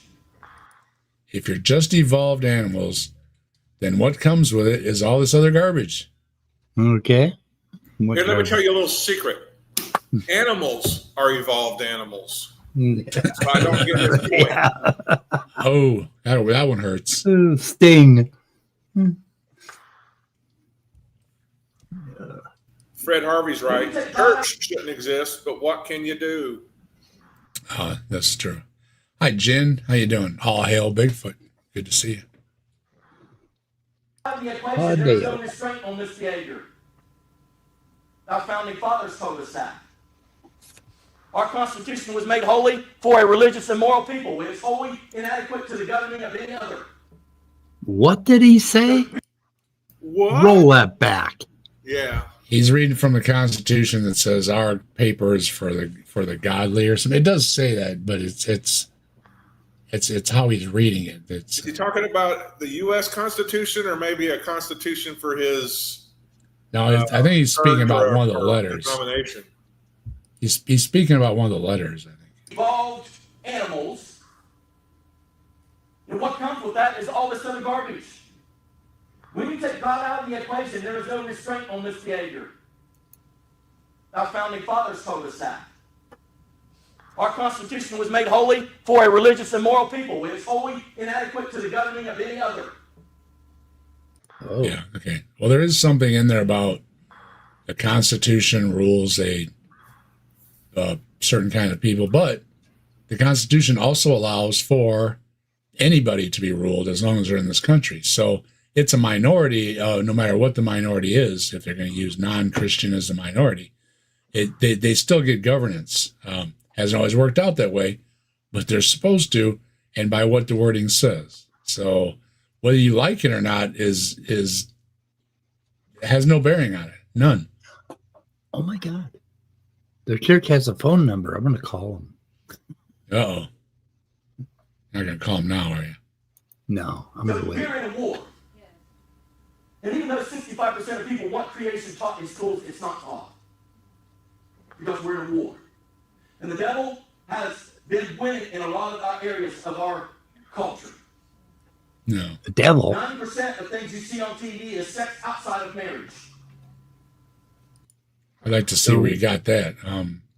They've pointed out even the immoral supposed shows, they are very moral. These people go to church. These people have families. They have kids. They have babysitters. They have jobs. They have all these things that moral people have are in these shows. So I don't see why you're having such a moo cow.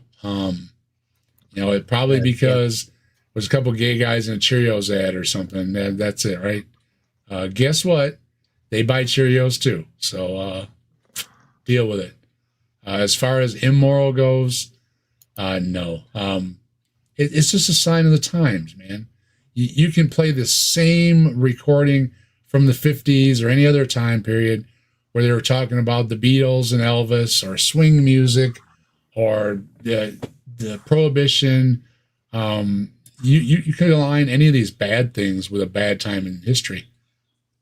But look at all the good things too. So, and things do progress. Painfully slowly sometimes, especially for certain people groups. I'm sorry. It does move slow. But it does move in generally the right direction. The times we're living in are an exception. We do have some problems out there.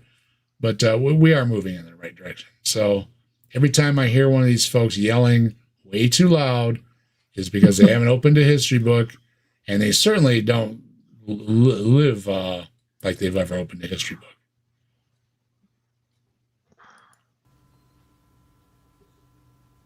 You watch TV, you're going to get indoctrinated. Your kids are going to get indoctrinated. You go to a public school, your kids are going to get indoctrinated. You go to college, Lord help you. Yeah, you don't want your kid to go to college or anything. I mean, geez, they're learning all this stuff. Really makes me wonder, where do they want to send kids to school? The very short list that Ken Ham has? There's a reason why Ken's list is real short. They're lousy, okay? People in this country especially, and people around this world are religious. There's lots of religions out there.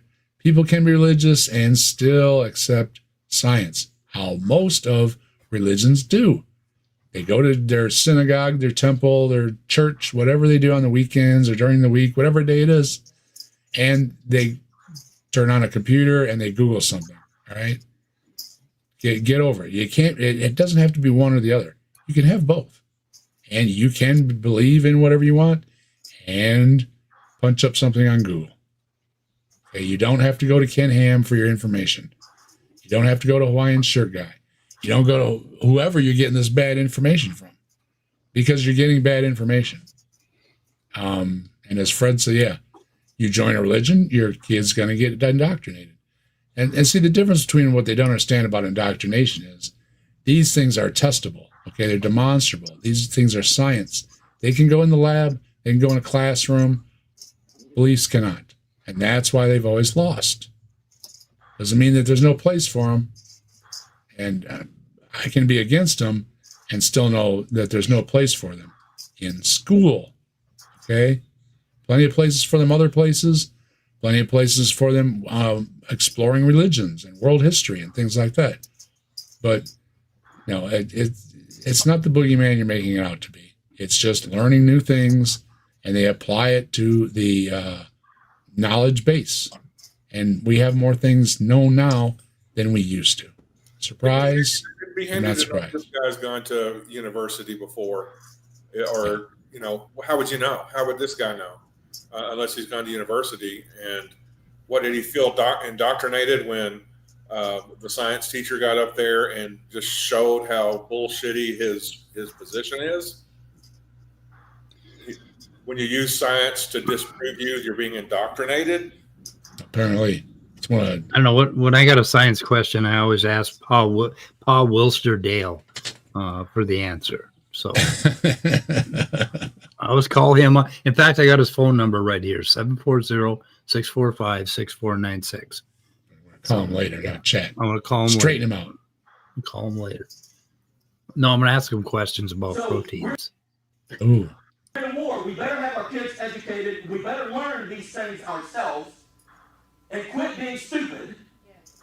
I don't think there's any chance. You gotta quit being Too late for that stupid guy. soon. Too late for that. I'm imagining you're approaching middle age there. Quit being stupid is kind of what I've Yeah. been screaming for about a half an hour or 2 hours here. Yeah, he makes this video real long. I mean, we've gotten through 8:59. 8 minutes? 9 minutes. 9 minutes. Oh, we had 9 minutes? Oh my God. You just We're soaring along pretty good then, by that standard. We doing good, man. so maybe take heed to what you're saying here. Don't believe in stupid things. All right? Since you don't know how to talk about God, you don't know how to share the good news with people who cannot defend the faith. Refuse to be that kind of a person any longer. Okay. So I'm passionate about this. I guess so. And you're doing that by saying all these stupid things? You're getting info from I've heard from Steve Austin and Kent Hovind and Ken Ham and a whole lot already with all this creationist nonsense. The way you're using some of this terminology is really bad. Like things like the law of biogenesis and everything. They come out of Answers in Genesis. What are you giving that's not stupid? You're telling folks to not agree with things because of all the craziness involved in it, and that's your best argument? I mean, you don't have any arguments. You don't have any arguments, and you don't understand those things written on your whiteboard. And the only thing I've agreed with was your one definition. And that's just because you're reading your definition off of another screen or something, wherever you got off stage there, or another whiteboard. Okay, you win. As you're going to see, as we get out through this thing, you're going to see what happens when we follow this evolution, naturalistic worldview, when we follow it out to the end. Uh-oh. You know what they have now? Wait a minute. Evolutionary psychology. No. Nah. Now it's not just No. evolutionary things in our schools and our textbooks, but now it's evolutionary psychology. Ooh. They're sticking some other evolution thing in there, Mike. What are they doing? What are they up to? Evolutionary psychology? I don't know. Is that like really a class you're going to take outside of college? No. You're going to specialize in some when you go to college, but they've got this thing. Yeah, like you had to dig really deep and find it taught in one or two schools somewhere as some kind of a. What does this bozo know about evolutionary psychology? That's what Yeah. What is he going to say Most next? people are never going to take this thing or ever hear of this class. And he's just going to throw it out there so everybody goes, oh, no. and nobody's ever going to see it. Hey, lovely people, I'm falling asleep here. I'm gonna. So you shouldn't have had a snack. You shouldn't have had all those fucking Cheerios. God damn it. Yep. Just every time. All right, Brainless. You take care of yourself, and we will see you next time. It's almost 7. People. It's almost 7. Good night. Good night, Brainless. Good night. Evolutionary psychology is a bit controversial. There's a lot of dispute over its methodology and how speculative it seems to be. Well, they got a bad name back in 2004 something. So because they over promoted it. Yeah, I'm not really up on the field, but yeah, there is an evolutionary psychology field because how did we develop our mental and emotional behavior?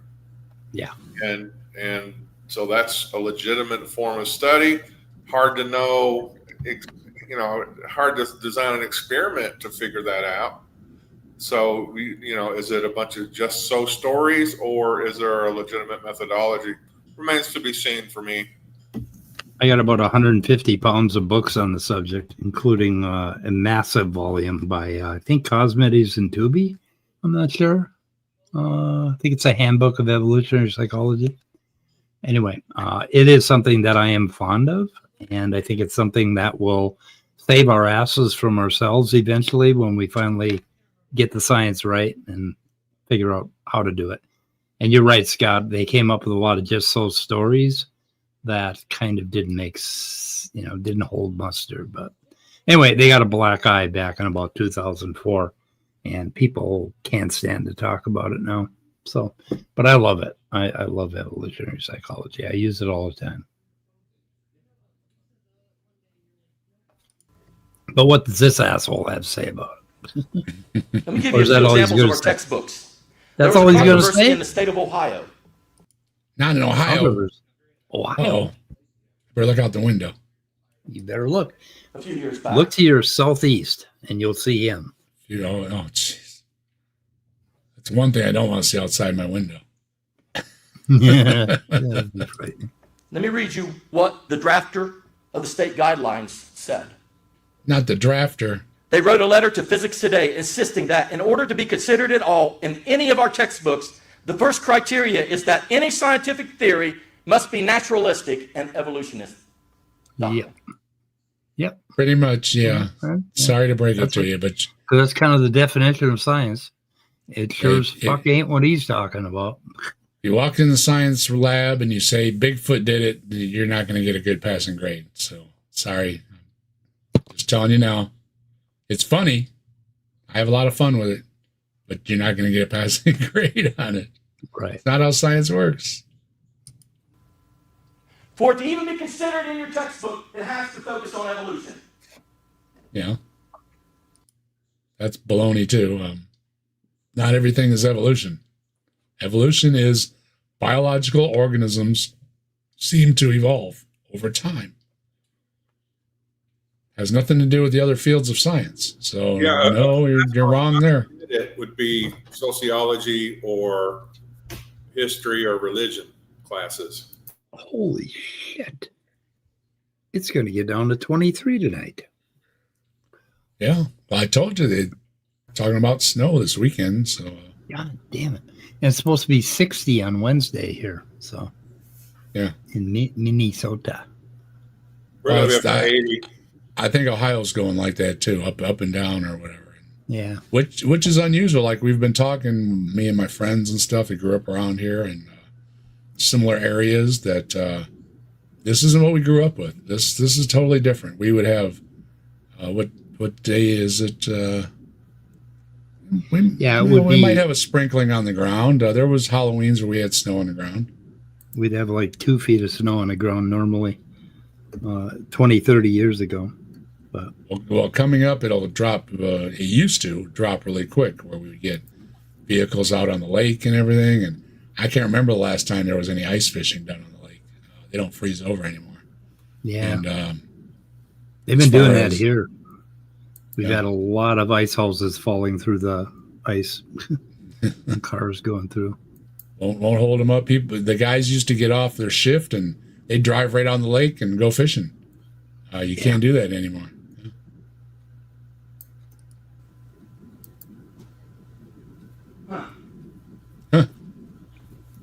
Give me a couple textbook examples.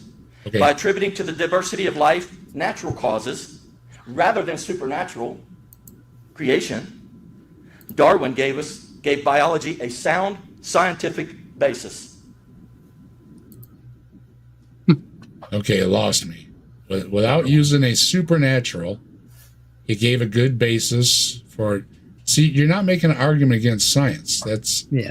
He used good science and observable things that are observable in the natural world to reach his conclusions. So, yeah, I don't know. 32 outside right now, going to get down to 27. That's up in Michigan, I believe. High of 79 here today. I think he's out west. One year in the late 90s, it was Northern California. It snowed on Easter. You know, I remember wearing a jean jacket in the morning and freezing coming home. Spring break was always a gamble. You could start out the day, wow, it's a great day, put on a jean jacket. And by the end of the day, there was snow. So when I was 7, now we aren't getting the snow with it. We get or only for a day maybe. When I was 7, I went to 4th of July parade and it was snowing on the 4th of July. Mighty Filbert wants to know, do Bigfoot hibernate? No. Oh. Is the plural for Bigfoot big feet? Yes. It's Bigfoots. Either way. I like Bigfoots or big feet. Big feet, They aren't big feet, though, because they don't necessarily named because they have, or because they're called big feet. It would be like, calling anything else by its company name. So, yeah. But Bigfoot hibernating, no, because we do have the Grassman in Ohio, and Grassman has been spotted in the wintertime where they're up running around. So they may hibernate, but they don't hibernate all the time. I should put it that way. And that's why you don't want to spook a Grassman or a black bear in Ohio, because they don't truly hibernate, and they might be a little irritable with you for bugging them. Yep. They told me if you think bears hibernate, go stand on one of their. If you see a melted spot in the woods, go stand on that hump, and you'll find out that bears don't hibernate. Yeah, I've heard what they say about guys with big feet, big socks. Watch out. I've got my zombie slippers on right now, and they're gigantic, and my cats hate them. Pretty cool. Zombie slippers are awesome. Sydney's from down under. Sydney says, good morning. Hey, there's a thought, or here's a thought. Metric. It's a pain in the arse, but we bring back the summer we lent you. We have to fix it. That would be nice. Yeah. I've missed summer, actually. I've missed spring and fall. We have more of a winter summer thing going on. It's kind of a bummer. You don't have those nice spring days where things are just, the little flowers are coming through the snow and you're breathing on it to get that last one to pop loose. And the spring and the fall, I think, is what's been going by the wayside. We've been going right into too hot to do anything, and it was just too cold and wet to do anything. To right into wintertime, like where we started on the roof, and you've got like perfect weather to do things, but it doesn't last. And then you've got this crazy up and down thing. So, like my son told me, he said, forget doing anything today. I'll be over next weekend. And that's the way you plan things around here now. But before it used to be shut things down till after February. Now, no. You can plan things. You can plan outdoor things in January and February. So it's really weird.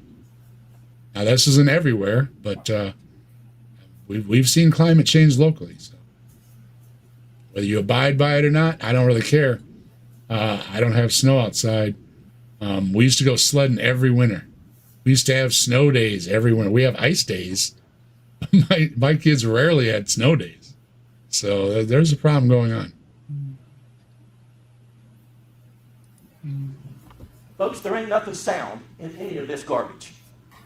Just garbage. According to that definition of science, Yeah, that's right. Everything you wrote on that board this is not sound garbage. science. Yeah. There is no observational science in any of this. Oh. None. And why is it in all the books in all the classrooms, Guy? Because PhDs and published scholars in the various sciences are wrong. They're all wrong. All wrong. He can figure that out. He's smart enough to figure that out. I knew there was a simple answer, Scott. Thank you very much.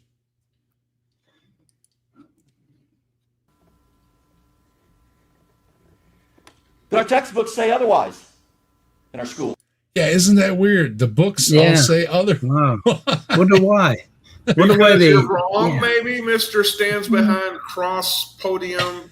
Yeah, that cross podium. I got to get one of those. That's one of the beginning of the fallout that I had with Bread of Life was that I told her that creationists just want to pat themselves on the back. They're smarter than everybody else. They have it all figured out. They've gone through the textbooks and they say it's just a bunch of garbage, made it all up, put it in a book, and for some reason they published the book and it went around and was sold to lots of schools.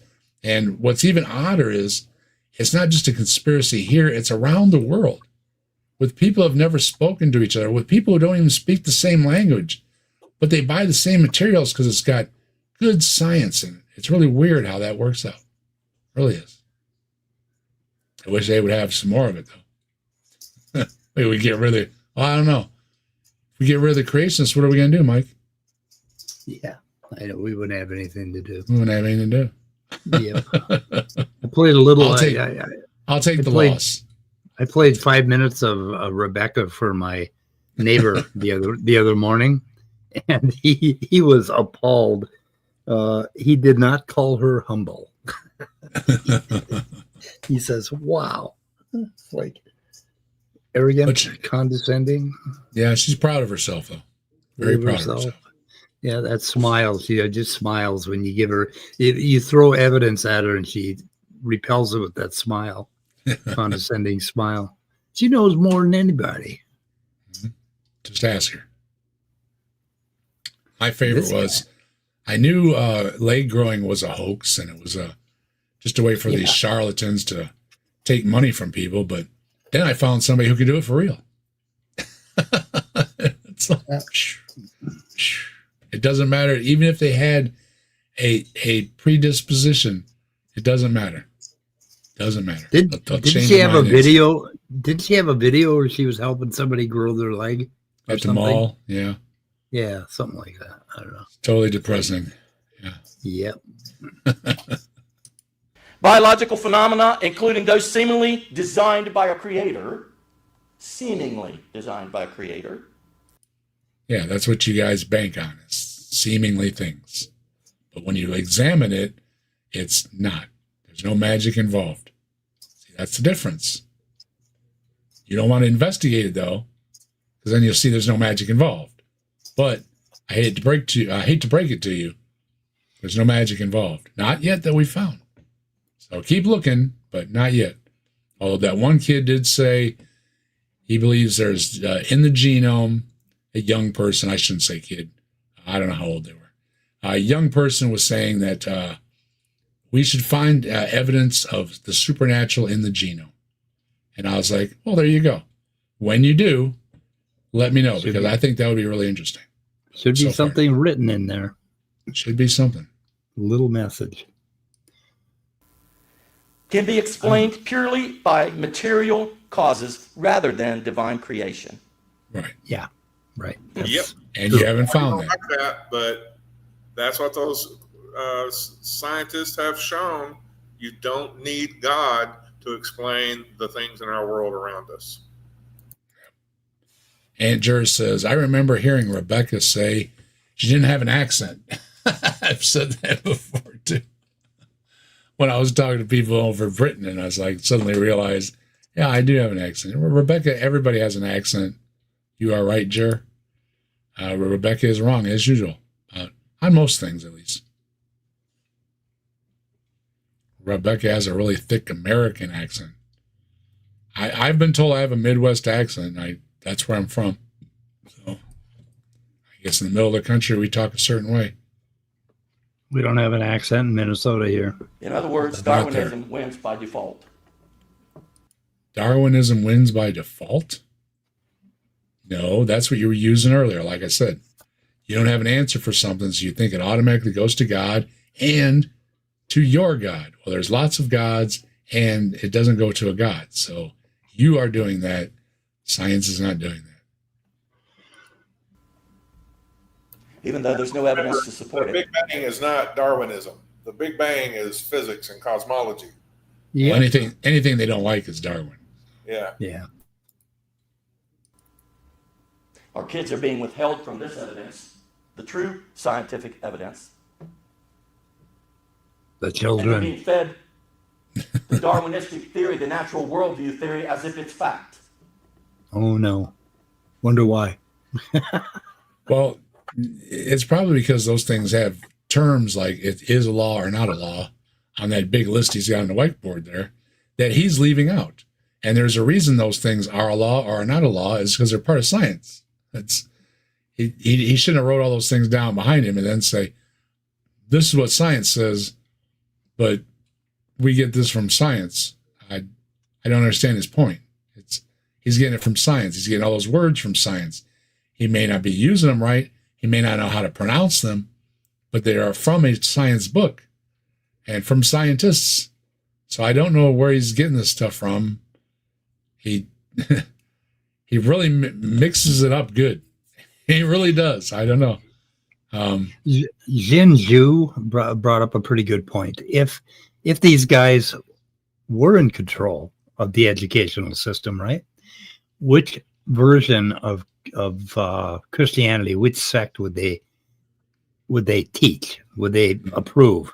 Right? The old Earth evolutionists, there's just a whole fucking spectrum, and they would be fighting it out. And I think there would be bigger wars fought over that stuff if they were in charge. But if they were in charge, which denomination would be in control of the government? Lutherans? Catholics? I said the infighting will begin as soon as they've gotten rid of everybody else they don't like. Yep. So And it it will be brutal. It'll be brutal.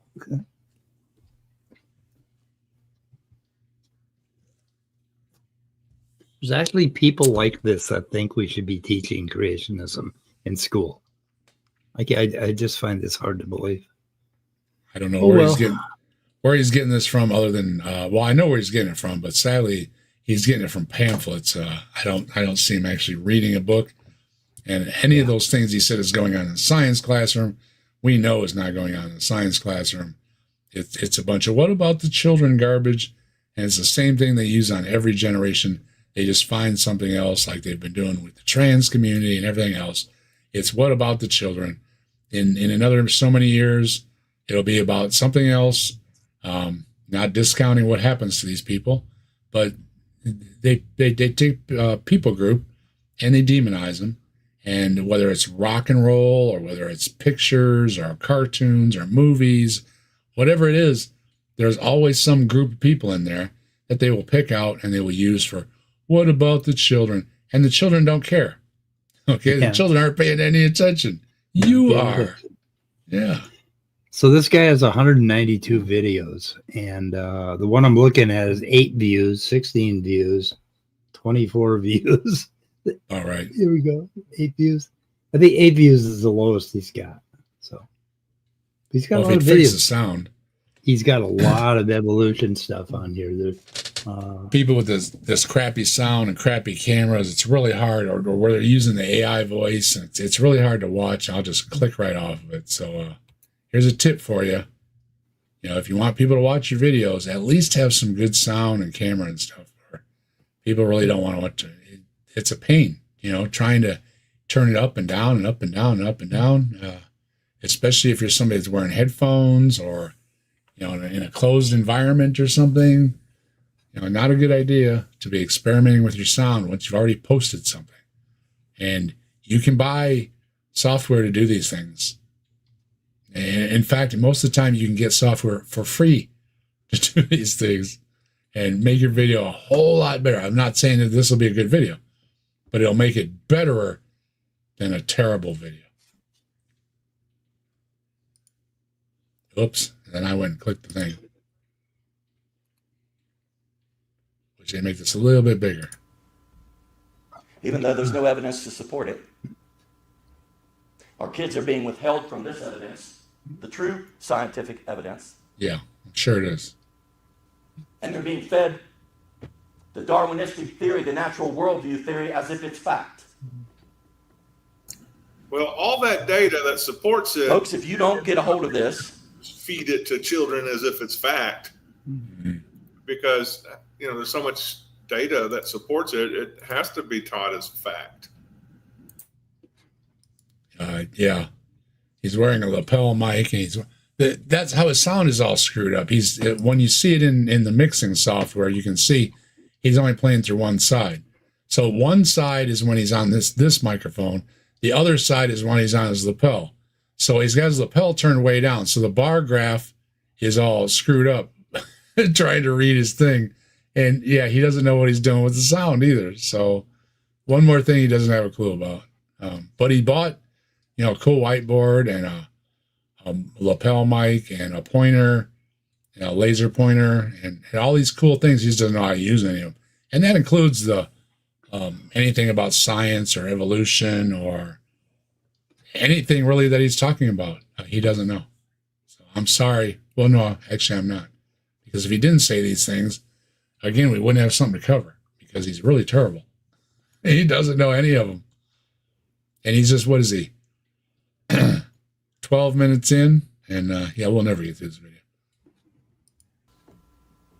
and realize the seriousness of it.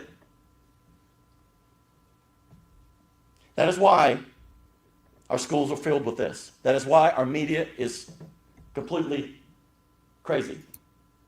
That's why our colleges are 90-some% liberal. Because the atheists have taken over. So-called. When they say liberal, it means something totally different than when they mean politics. So, yeah. And it may be that this guy is so fanatically far right, I guess you would call it, I don't know, that everybody looks liberal. The guy's views are so wrong and so entrenched that everybody's going to look liberal. I don't see where he's getting it from other than he's making up his own definitions once again. And okay. He's got some stuff that's a real treat on his channel. I've been shopping around. He's got the extreme team from Florida, Lakeland, Florida. I wonder if it'll let me post that. Anyway, pretty cool. Yeah. You got to see them. I'll have to do that. One of these days I'll go back and I'll look around some of these channels for this one has 29 views from 2 years ago. Well, that's a pretty big one. It's a big one. My kind of video.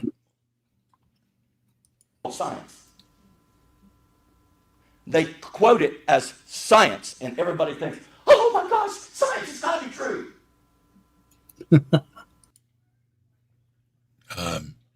Need I remind you how you're communicating with the world right now? Oh, science. Yeah, I probably sounded kind of like that when we got an Atari. Wow, look what science brought to our house. And a few years before that, putting the antenna up, and we were able to get more than 3 channels. Wow. Yeah. Science is great. Yeah. We can drive in the automobile now and not have to freeze to death going to, wherever. Yeah. Wow. So yeah, science sometimes can evoke quite a response, like similar to his, but I don't think it's for the same reasons. Now, if he wanted to spread Jesus around, the internet's just great. The printing press is just great. Printers are just great. All these things that science gives us. But when it doesn't have Jesus on it, all of a sudden it's not great. It's still great. If somebody printed out Jesus with a 3D printer or something, I would say, wow, that's really neat. Look what science made, right? Doesn't take away from it. Wow. Listen, everybody who says science don't believe in science. You can't take that definition and prove any of this garbage. Yes, we can. That's why it's in the textbooks. Sorry to break it to you again, but they said, well, you got to prove this. So I said, okay. So I went back in the lab and he proved it. And they said, oh, well, I guess we'll put it in the books then. And that's how you get stuff in your books. Now, according to Ken Ham, he just wants his stuff in books. He doesn't want any evidence. He just thinks it's fair to put everybody's idea in. So if somebody has the idea that blue gummy bears make the world go round, that should also be in a textbook. Flat That's Earth, not how it works. Yeah, flat Earth, on down the line. Not how it works. People that say don't get poked in your arm, they don't say it for very long when they're laying there dead on the ground. And the other person says, yeah, I'll take the poke in the arm. I don't want to be dead on the ground. See how it works? You don't need these geniuses with their fancy liberal schools and everything. You just need a little observation. Okay? Take your own advice there, Pastor. A little observation. And then when you observe, run it through the trials and the tribulations. See if it stands up. And if it doesn't, too bad. Too bad. Okay? You know, one of the biggest things most scientists here in their careers is, too bad. You were wrong. But that's not a bad thing. When scientists are wrong, it also proves which things are wrong. And you don't do those anymore. That's how science is. You're trying to compare science to other fields when you don't have, first of all, a shred of knowledge about evolution or science or other fields. And they work differently. So Scott, But what you can't what is this blood of the Lamb? So he says, overcome Satan by the blood of the Lamb. Jesus is called the Lamb of God because he's like the sacrifice for humans. He's a human sacrifice. Okay. And his blood is important? His blood symbolically, and of course, different theologies weigh in on it differently, but his blood covers our sins so that God doesn't take out his wrath on us.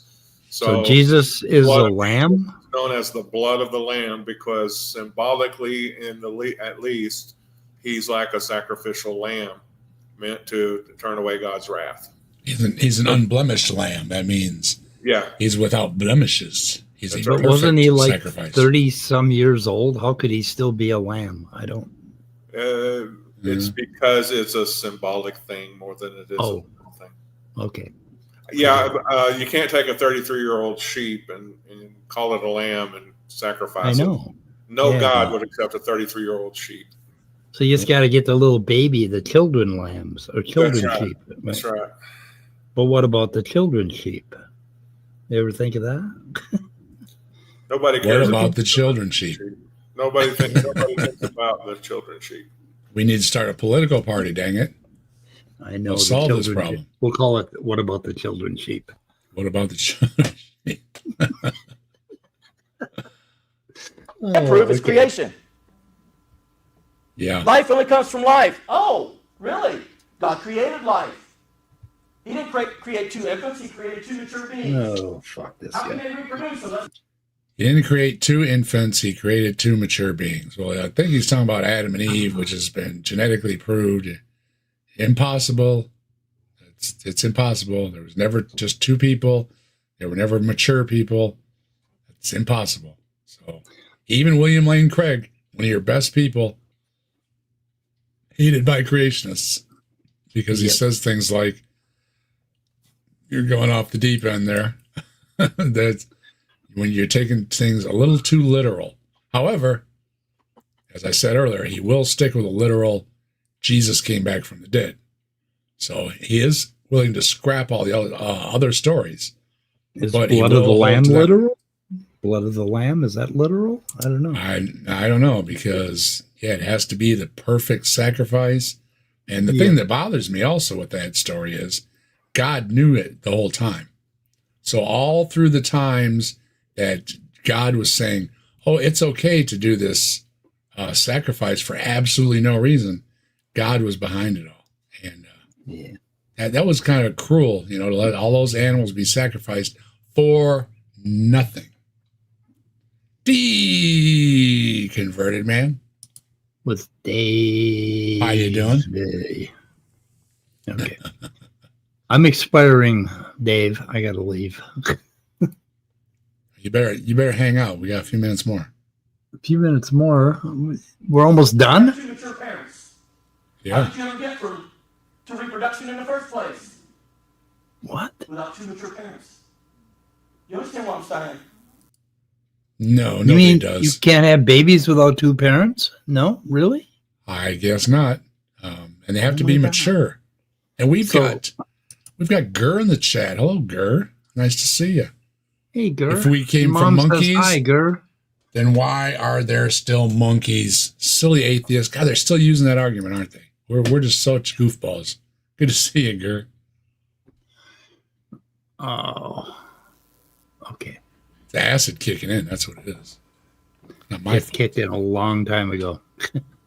Only 10 micrograms, When your so kids that's are not that taught big a deal. that you're just monkeys, Oh, there it is. don't complain to me. My kids are Okay, monkeys. well- I called them monkeys.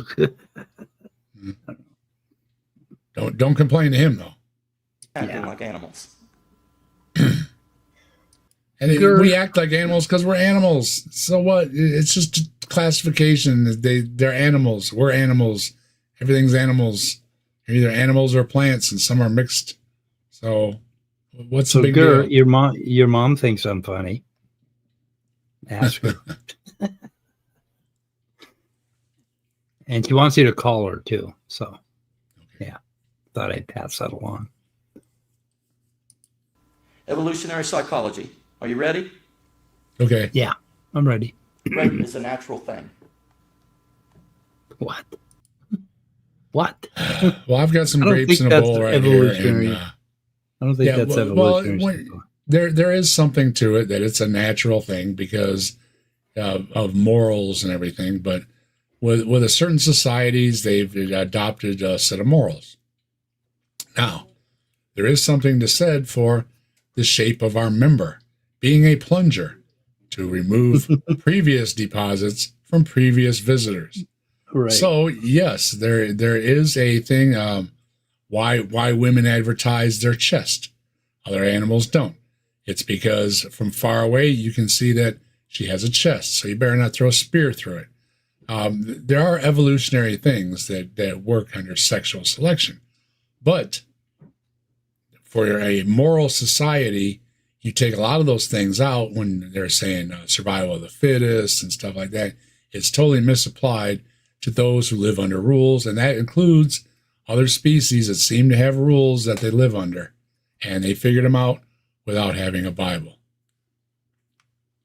And a whole lot of truth, I don't know what you're on about. Atheists love their magical fantasy. See, that's not a very good sentence. I need Dade here for this one. Okay, look. He's going to tell us about evolutionary psychology. We got to. Okay. Atheists don't believe in God, so that's it. If there's some goofy story or something, it's on your end. They're magical. Atheists love their magical fantasy. Well, you told me magical fantasy. That's why I'm an atheist. So I don't know. I've never heard in evolutionary biology anything about talking snakes or donkeys. So whose magical fantasy is a fantasy? I'll have to see on that one. Bring forward the magical whatevers, and then we'll talk. Evolutionary psychology. If flowers and cards don't work, rape is acceptable. If flowers and cards don't work, graping is acceptable. What? No, What did he? graping is not acceptable in a civilized society. Now, except by religious groups, then, hey, doesn't matter because she's just property. She's not a person. You can do whatever you want. If you take her captive in another country, God says, hey, it's okay by me. So seems you haven't read your book either, because it's pretty awful on those kind of things. To promote your genes. Yes. You got to populate. You got to promote your life, your genes ahead. Before we were a socialized species, yes. If you came across, that's where the jokes about dragging her back to the cave came from. So he wants to talk about that and the Bible, basically. Be fruitful and multiply, and all the shit in, what is it, Leviticus or whatever, about taking the women. He wants to talk about that. Remember, Adam never asked Eve either. He just said, no, you're my wife, make babies, make me a sandwich. Yep. There's no asking. So it's property, and marriages were seen as a property thing. So yeah, he hasn't read a science book, and he hasn't read the Bible either. Surprise. This is my surprise face.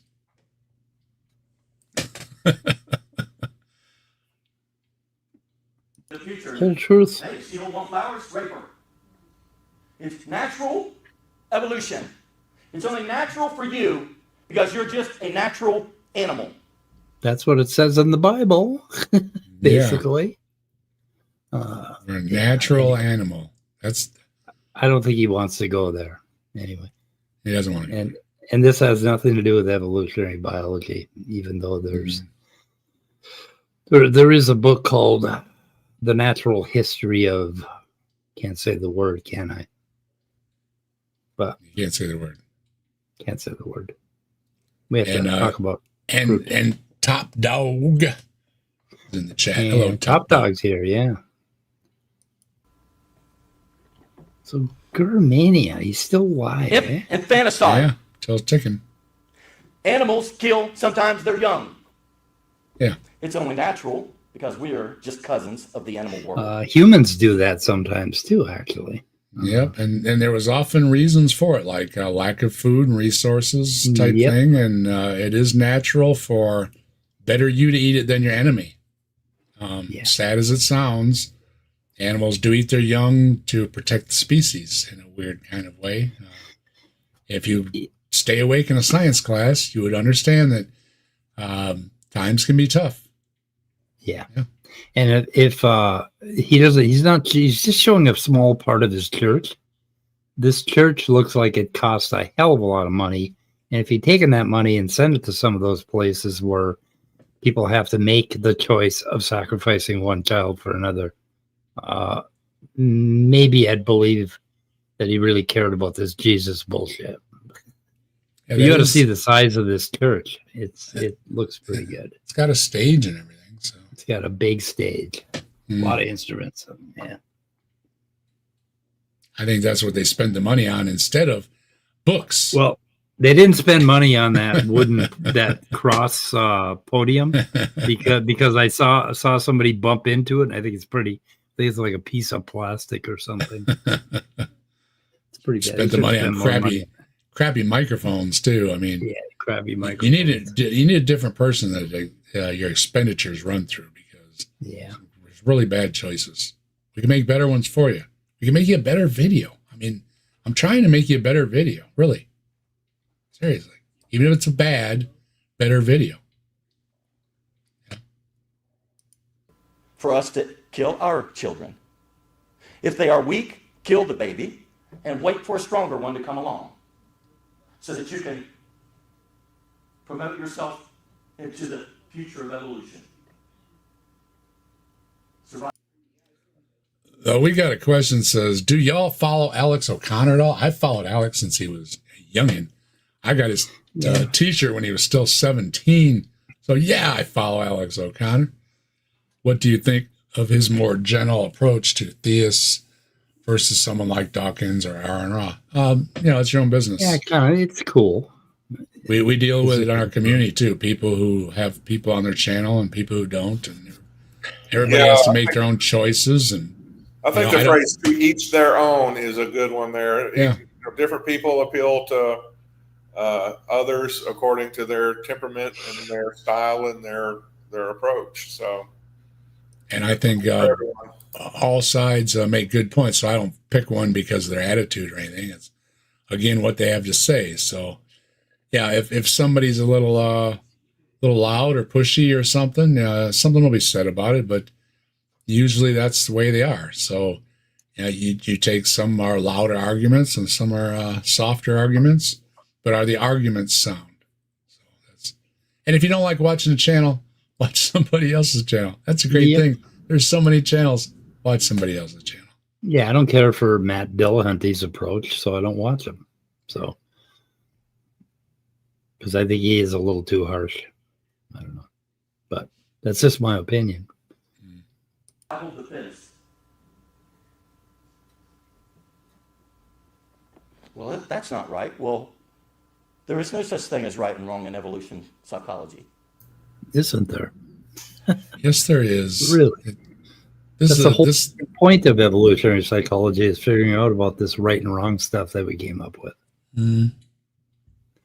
There's just a sneaky thing that if you don't believe in a specific religion, and it's not only, just doesn't apply to non-religious people, it applies to other religions too. If you don't believe in a certain brand, then you're wrong. And again, you're a minority in the world, because even amongst religious people, they're going to say you're wrong. So you're not answering questions. You're only bringing up more questions. There are no gods. There is no absolute truth. There could be. There could be absolutes. There could be absolute morality and absolute truth. I do not deny it. Demonstrate it. But usually you can find a exception to the rule. And those are always a problem. Potato chip? Oh no, am I gonna click on a link that Deconverted Man gave me? Don't do Do it. I dare? Oh no. Potato chip. Captive Desk reminds me of that video with the camera guy and his bag of potato chips. And Deconverted Man found potato chip. Watch out. Open at your own risk.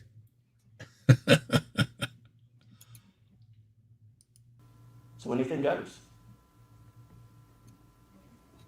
What the fuck? Many evolutionary scientists agree that a fantasized And you think that pause was too long? I mean, like he was really going for effect. I've got this sped up. This is sped up. So just imagine how long he paused and was staring at everybody like, don't y'all agree with me? should be considered normal. A Princeton University professor stated that in Genesis, God gives humans dominion over the animals. But evolution has thoroughly refuted the biblical account, according to the Princeton University professor. According to about everybody. We are animals. Yeah. And the result is that sex across the species barrier ceases to be an offense to our status. What? Gee whiz. I'm offended by it. There's a red light district in the forest now. I don't know. Yeah, there is some stuff going on with some freaky deaky people, but most people are not getting that freaky deaky, and it's not especially not in a survival interest. Because if you're out in the wilderness somewhere and you're trying to get freaky with something that don't want to get freaky with you, that might be a bad thing. So I just thought of bear. I just thought of trying to have sex with a bear. That would not go well. Yeah, you can always find yourself some exceptions and make jokes and everything, and but in the real world, these are not things people care about. And even in the natural world, they often take care of these things, because there was a guy not too long ago that was trying to bother somebody's horse or something, and the horse ended up doing something. He got hurt really, really bad. So really bad. Maybe don't do that. Maybe don't do that. And that's right. You can check out The Lobsters. Was read by Captive Desk on my channel. It's a good read. That's indignity.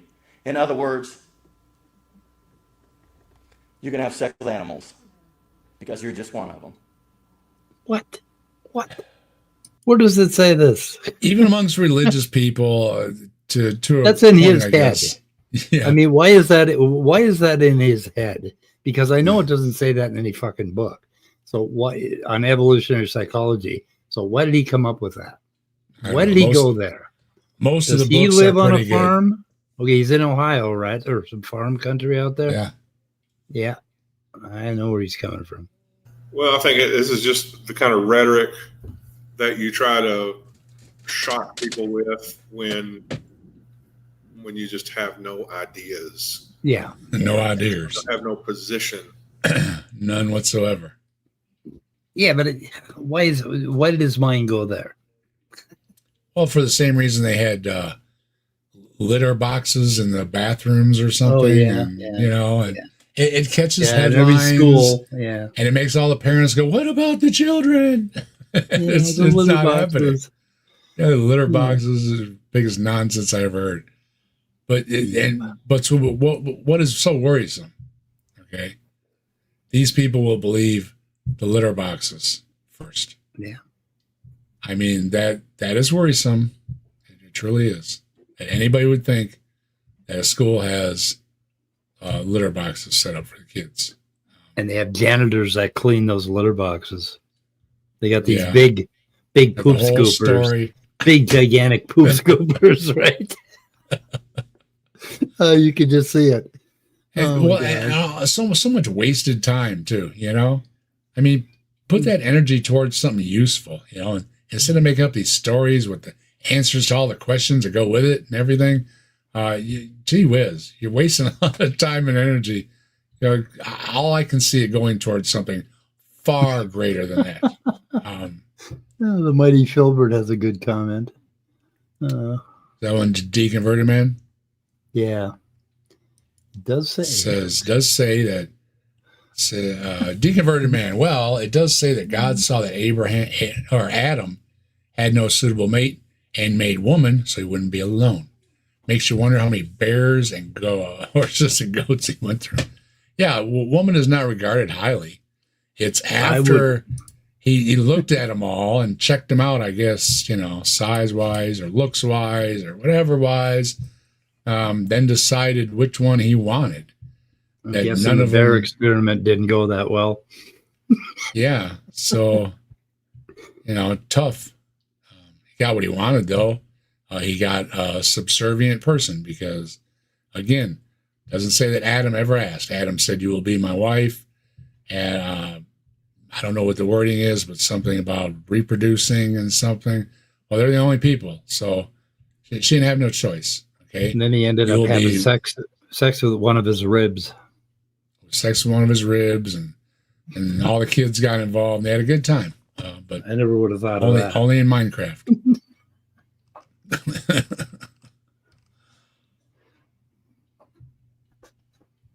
Who's beating on their house? He's beating on a house. Nothing. Somebody's beating on a house somewhere. And it's making an echo in the neighborhood. I just wondered who it was. Anyway, More talking to myself. Okay. No bullets have gone through. By the way, my TV's been replaced. We don't got another TV, and haven't heard back from the fuzz or anything. Imagine that. And, so, yeah, I'm out of TV, and such as things go. And I got a hole in my wall I got to fix. And wouldn't you know it, the last of the paint, which we could use a little touch-up paint, just got thrown away because, you know, after a while paints get old, you know. And we threw away the last of the paint that was in the garage. And one of those cans was the color of the wall. And, it would have been enough to, you know, spot the little mark there. But no. So I told him, I said, well, you can either patch it and wait till we paint again, or you can patch it and just move the picture over a little bit and then not see the patch. One or the other. But, yeah, it was one of those things, and we got lucky. And, a bullet came through my living room, bounced around my living room, took out the TV, a picture, and everything else, and didn't harm anyone. So, you know, good for that bullet. Behaved. So many bullets don't behave themselves. I shot a wall Evolutionary once. psychology. What did it say to you? Well, it was kind of a cool thing. So, this cop pulled us over because my sons had long hair and I didn't have a front license plate. So then they gave me a ticket, and then I tried to pay the ticket, and they made it very difficult. So I didn't pay the ticket. So they took my license away. So I entered into a 2-year battle with the state of Minnesota about me driving after suspension. So eventually, the judge said, I told him, okay, I'm a single father. I have to drive my kids around. And he said, okay, we're going to give you your license back because I know you ain't going to quit driving.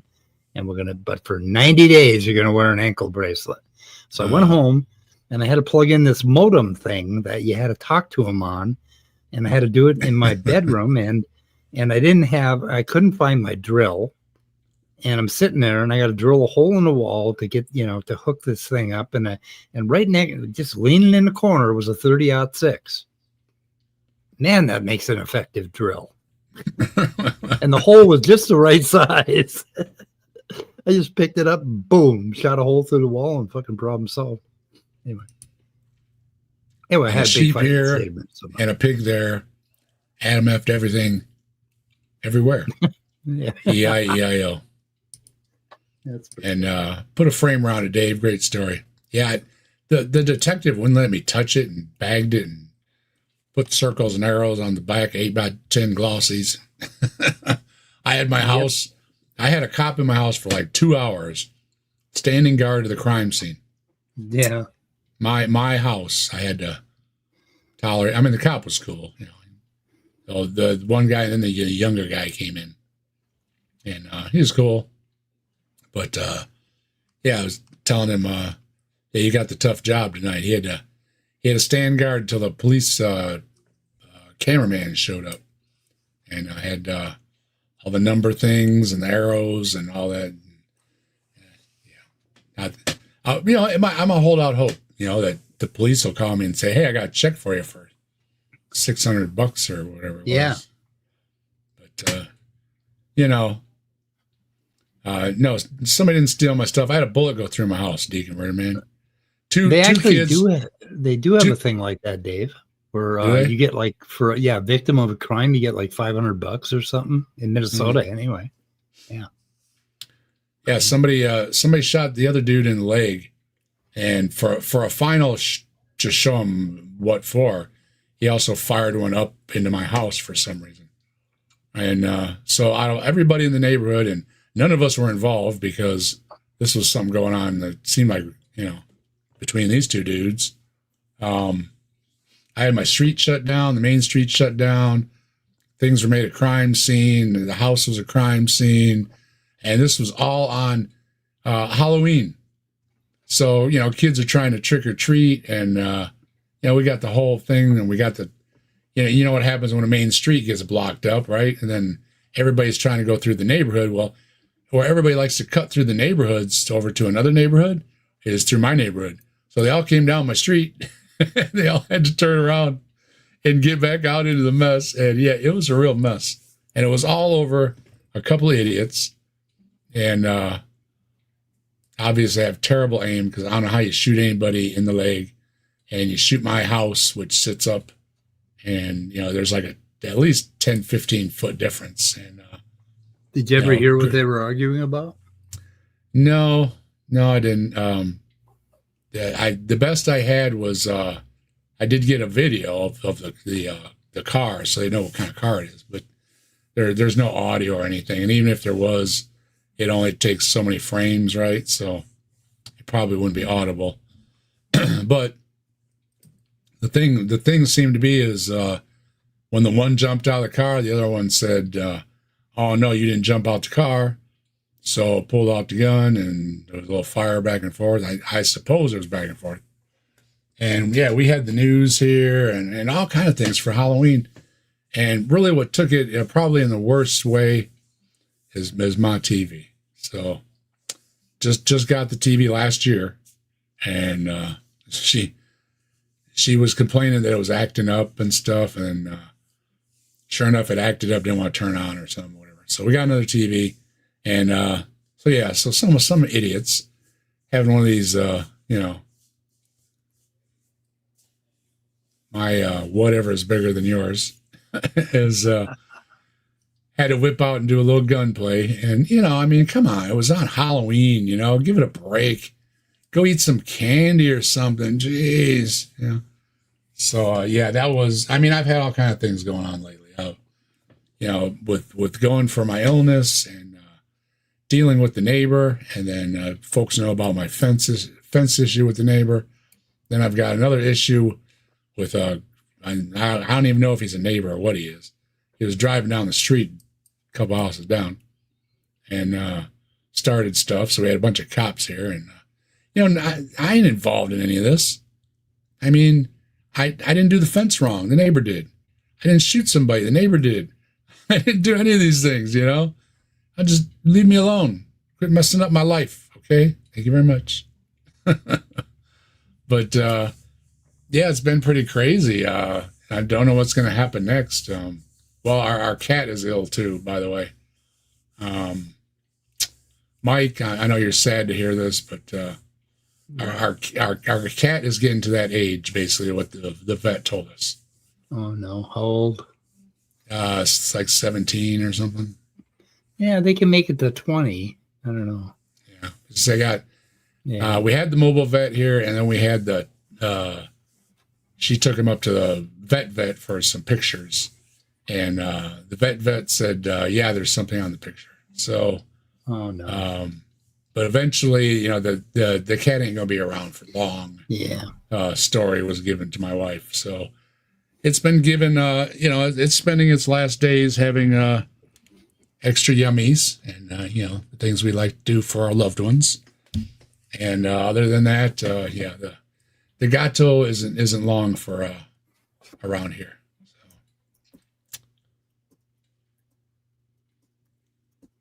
Starting to be taught in our colleges.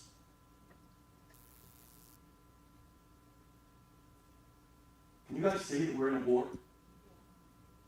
Oh, we're at war. And if you don't have if you're not equipped to stand on the truth of God's word, then people are going to believe a lie. It is your job to preach the gospel to all nations. And that includes the gospel of creation. Well, see, there's a big problem. No problem with preaching your gospel. Lots of people believe their God did it. Again, you're back to, you haven't proved your God did it. You proved, or you're arguing that a God did it. And then your attitude of one or the other, it's a truth or a lie. This is a Ken Ham theology, and it's all bad, okay? Most believers accept science and modern things and don't have a problem with their theology, okay?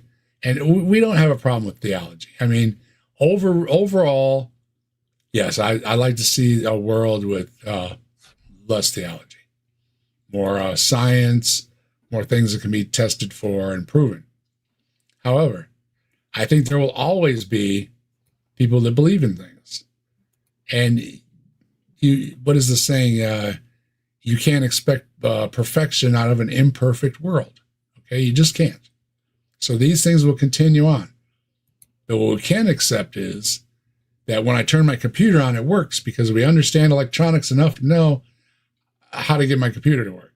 Okay, the doctor knows enough about medicine to help me live longer, help my cat live longer, help my dog live longer. There was a time when my dog was in a bad way. We thought we were going to put the dog down.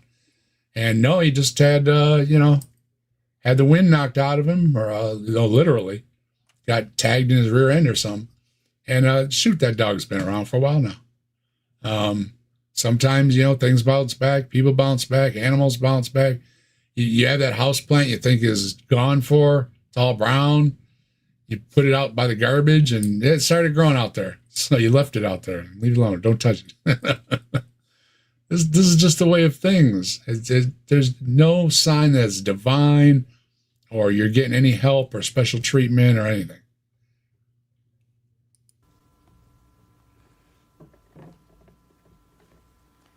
Are you with me?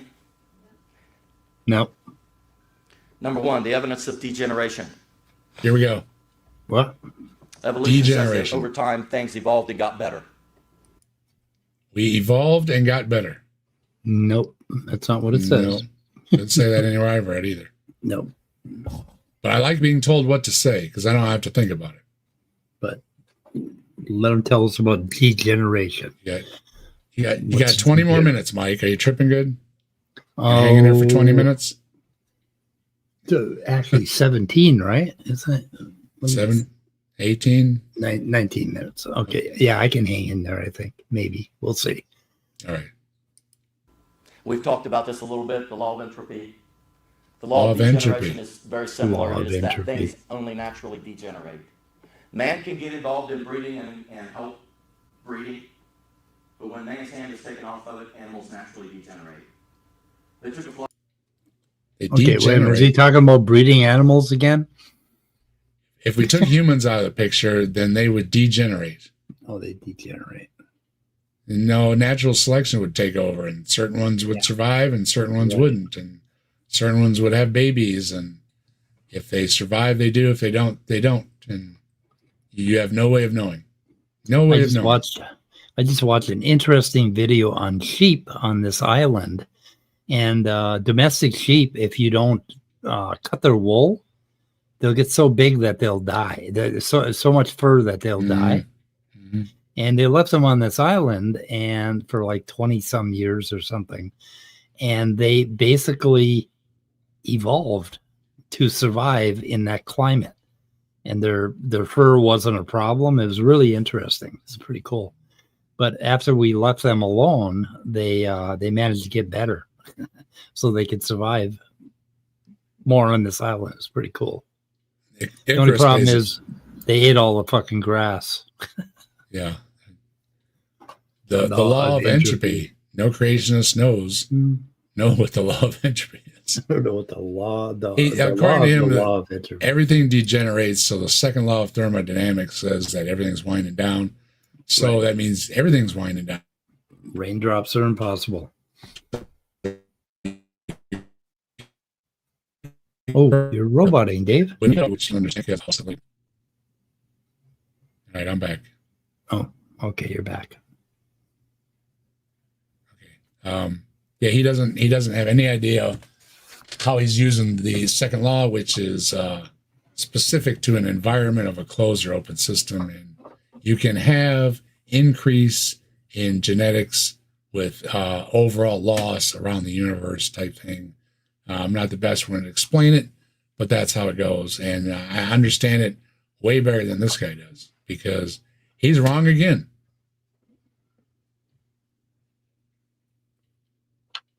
Top Dog says, sometimes things can happen without human intervention. Also trying to help something make it worse or makes it worse. That's true. Raindrops keep falling on my head too. I know. It's a bummer. Every time I'm trying to do something, try to light the grill. Hey, what's that hitting me on the head? Of course it's raining. I don't think it's rained here for a month. We had a good little shower and look, I can't tell. It's a little foggy outside. Highly bred pigeons. They turn them loose on an island, and they said, "Let's see what happens." Yeah, that's exactly what I was talking about. They took domestic sheep, which couldn't survive on their own, put them on an island, came back 25 years later, and they were thriving. Or not. Yeah. Or not. That depends. And you'll see what happens, right? There's no guarantee that they're going to be terrible or that they're going to be awesome. Yeah. There's no guarantees or that they'll even be there. That's just exactly the opposite of what he just said. Pretty much. Yep. Yeah, he's nailing the opposites pretty good. 15 more minutes. I can hang in there. Things naturally degenerate. 14. No, they don't. They don't evolve into better things. No, they don't. No, they don't. Okay? No, okay. How the fuck? No, what okay. What does he think that we manage all the animals out there? That's the only reason that they're still alive? Is that what he thinks? Give him a nice powder job every time. He doesn't have any idea. None. evidence of degeneration. Number two, and I'm going to focus most of my time today on this. Okay. My wife posted on Facebook page, our church Facebook page, that today we're... Did he say on Truth's? Truth's? Oh, did he say Facebook truth? page? Truth. I really hate when they use that word. Trump uses that word. The religions all use that word. Truth. What? He's got a Facebook page? I got to check this out. Where's it? We're going to search for the missing link. So today we're going to search for the missing link. You guys want to help me find it? You find that missing link. He's saying missing link if you can't hear him. The evidence of producing after its kind. Can anybody give me evidence of things producing after their own kind? Well, give me evidence of what a kind is. So you first. That'll clear up a lot of things right off the start. I mean, every time you say kind, well, we don't know what a kind is. Say, what is a species? Well, species pretty much can't breed with each other, although there are exceptions, especially ring species. It depends on the environment, but generally speaking, it's when you can't make babies with each other anymore because you've diverged so much. You got another species. Now, give me your kind definition without going to family and species and all up and down and around the place. Now you do the same thing. I don't think you can. Oh, his name is Dale Geyser, but I can't find his Facebook. You got his name now, though. Yep, I can't find his Facebook page, though. Doesn't have it on here. God damn it. Oh, he's got a search button. Oh. We're tracking you down, buddy. Oh, search results. No results for Facebook. God damn it. Okay, move on. I think I'm a little bit high. A little bit? A little bit. Can you see any examples of the 2 million species of plants and animals? 2 million. You see examples of everything produces after its own species or kind. It reproduces after its own species. You mean dogs don't give birth to bananas? I thought, no. Yeah, this again is Hawaiian shirt guy saying he'll believe in evolution when a cow is born with a jet engine on its back. You can't answer that question. So what would be a proof of? Well, an X-Man, to fly out of the attic and tell me what's up. And it's like, well, you're not going to get an X-Man. Well, all those humans that have been born with a jetpack on their back. Why not? Why not other animals? The Jetsons? Yeah. I mean, when you ask for absolute, hey, what would it take? Give me, what would it take? And if I can go to the lab or I can go somewhere, somebody else's lab, get this information, get this documentation, get this data, and give it to you, is that going to prove evolution? Well, no, it's not, because you're either going to do like Ken Ham, where you say, well, that's not evolution, no matter what it is, or you're going to do like Hovind and just call everybody a con man or something. They're out to get you. The government's out to get you. But doesn't get you anywhere. Doesn't get you anywhere. You're just yelling at the wind. All right. Hey, you're doing something. I know somewhere somebody's a thing. It doesn't mean anything, guy. And you haven't uncovered anything. There's not a big plot. I don't know what to tell you other than you've got a bit of a conspiracy problem. What? I just found a place where you can submit a prayer request. I don't know what they call. I want to pray about I want them to pray about my bunions. My bunions. A seed is money, isn't it? Let's choose a prayer. Okay, prayer ladder prayer something. Category, public or private? Do we want this to be public or private? I don't know. Let's say prayer category. Let's prayer request. Hospital, praise, grief, travel, salvation, missions. Okay, I'm going to go with health and hospital for bunions. What the fuck is a bunion anyway? Like a You know what a- callus or something. I don't It's a know. My growth. mom used to talk about them all the time. I don't know what the hell they are. It's a growth you get on your finger. It's like a wart or something. Oh, I get those With a things, bunion. little pads on my toes. I don't know. Yeah, bunion removers are usually like No, hummus- isn't that like a hummus misshapen bone or something? yeah, it's something. It's something that grows, and you basically grind it down. I think, or you go to the doctor, have it frozen or something. It's a weird bone thing. Oh my god, it's horrible. Oh, I want them to pray for my bunion. I could There send you them go. a picture of my bunion of a bunion. I should just grab. I think I ought to do this. Anyway, they might track me down. I don't know. Oh, they're all tracking you now. I just watched a video on that. I mean, they're tracking everybody now. Don't you know that, Mike? Come on, Oh yeah. get your foil hat out and get ready. They're coming to get you. They're watching every one of us. I don't know how everyone watches everyone, but somehow they're doing it. Oh my god, the Mayo Clinic has a big thing. It's a big crooked toe, and you're like one of your joints bulge out. It's horrible looking. Oh my god. Why did my mom talk about these so much? I don't know. But we're gonna jump to the end for the last for the last few minutes. We're gonna jump to the end because he keeps repeating a lot of the stuff here. So we'll see The what he's last got to woo rah rah. see what he's got to go out. Well, we got almost halfway. I mean, halfway, guys.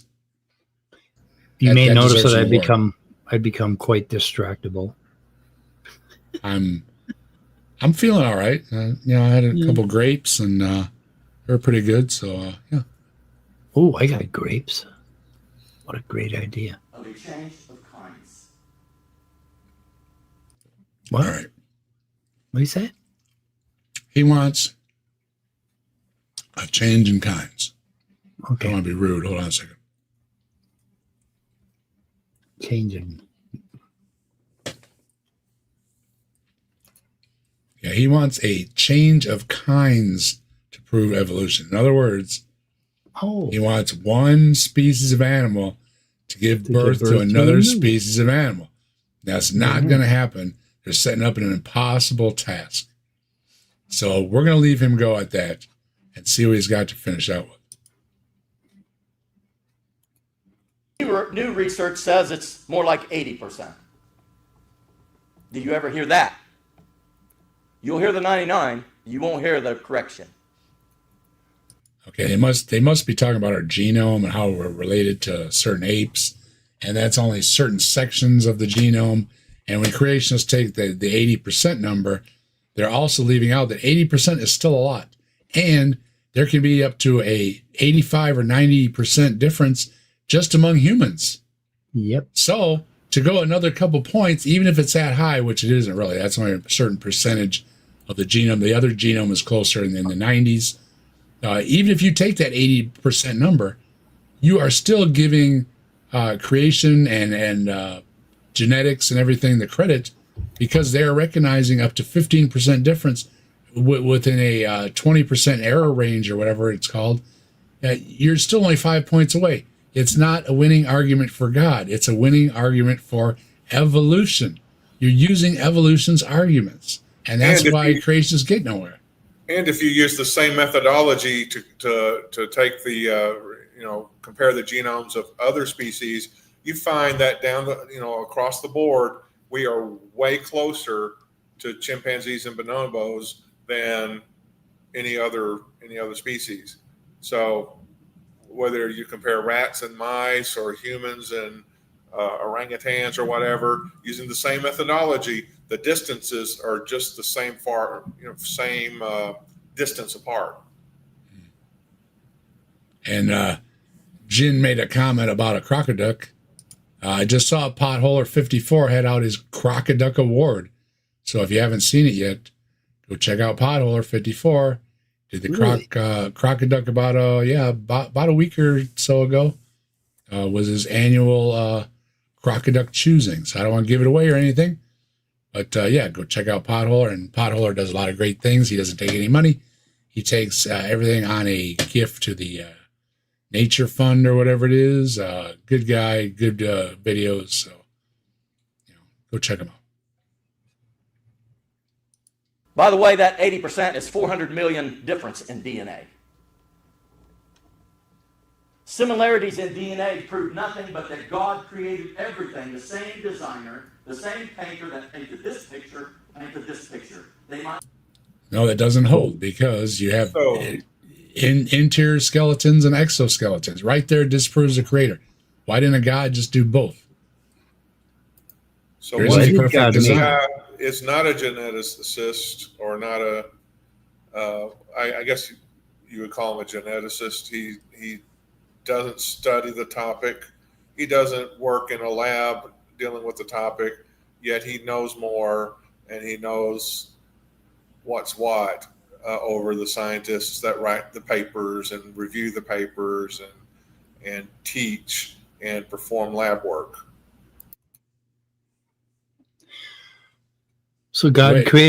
created humans in his image, and then he saw the humans and he saw that they were good. So then he decided to create chimpanzees in the humans' image.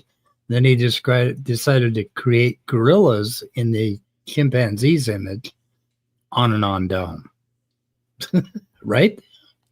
Yeah, there's His Why did- images why- all the way down.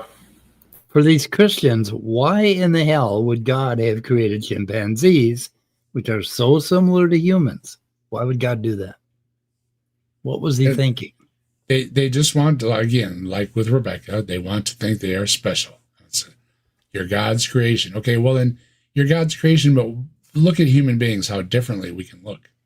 I mean, you know, you're saying God's creation, okay, compared to, you know, what peoples, you know, where, in what time. There's no in God's likeness, or whatever the word that they use is.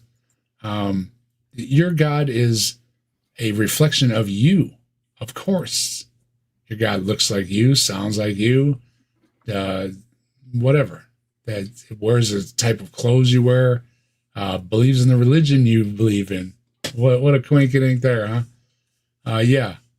Okay, but that doesn't make it, again, any more real, and it doesn't make evolution false. And I'm giving you every outlet I can give. I don't know what else to give you. You failed on every point: theology and science and sociology and everything. I don't know what to give you, guy. I just don't. And Mike's got the link in the chat. Crocoduck Award. Huh? Yeah, the What? The Crocoduck Award. Crocoduck Award. Yeah, if you don't know about the Crocoduck, check out the Crocoduck Award. He puts out every year, and he puts out 11 really great videos. Potholer 54. So, yeah, you're running out of time real quick, guy. This is your last chance. So here goes. Be similar, but they're different pictures. Yeah, Dr. Solomon gave you that example. yeah.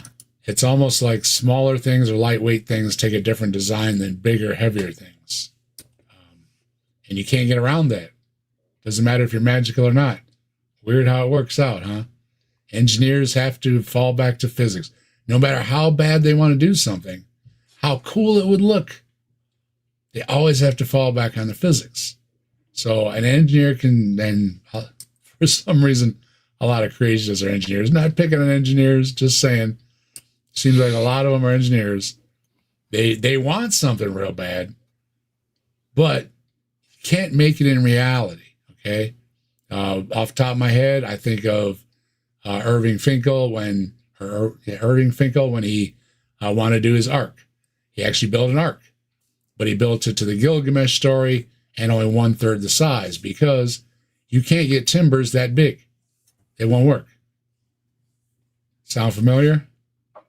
Okay, so these things only work on a certain size in a lab environment and everything else. Okay, now when you're trying to scale it up to everything and everybody in the whole world, it never works. It never works. And when creationists try to apply it to science or the flood stories, it never works. And when they try to apply it to anything in their religions, it doesn't work. And I fall back to the video I started watching. I thought I might cover it. But I agreed with the guy too much. I said, when you're reading these religious texts, you don't know what the author meant. And I was like, yes, you don't. You don't. You really don't. You don't know what he meant.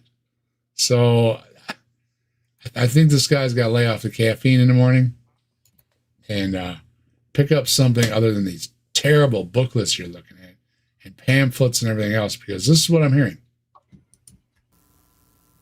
It proves that the same creator created everything, and all of us have to survive on this same planet.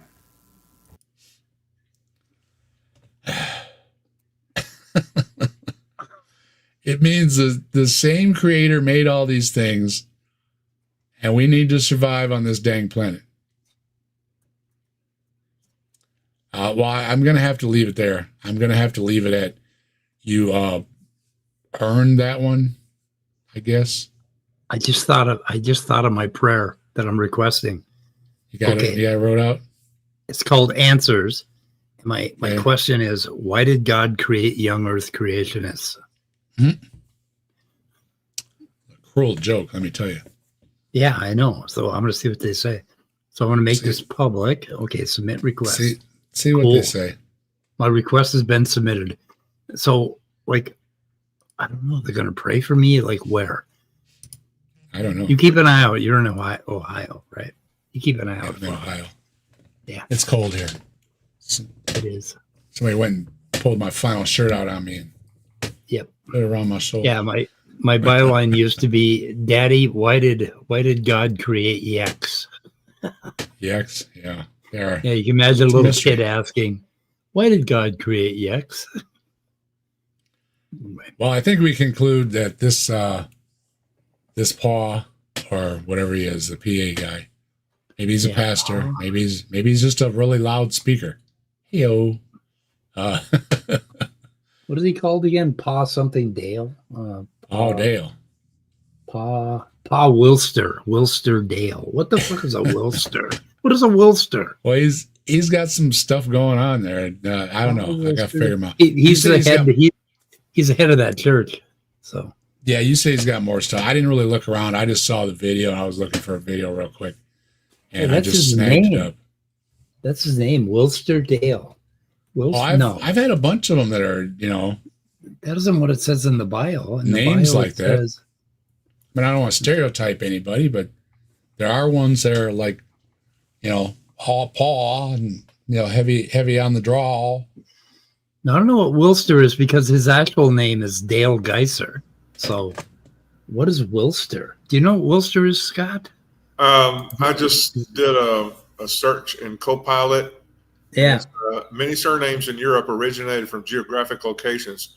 Wilster likely refers to someone who came from or lived near the town of Wilster, Germany, a small town in Schleswig-Holstein, known historically for trade and agriculture. Well, he didn't sound German, did he?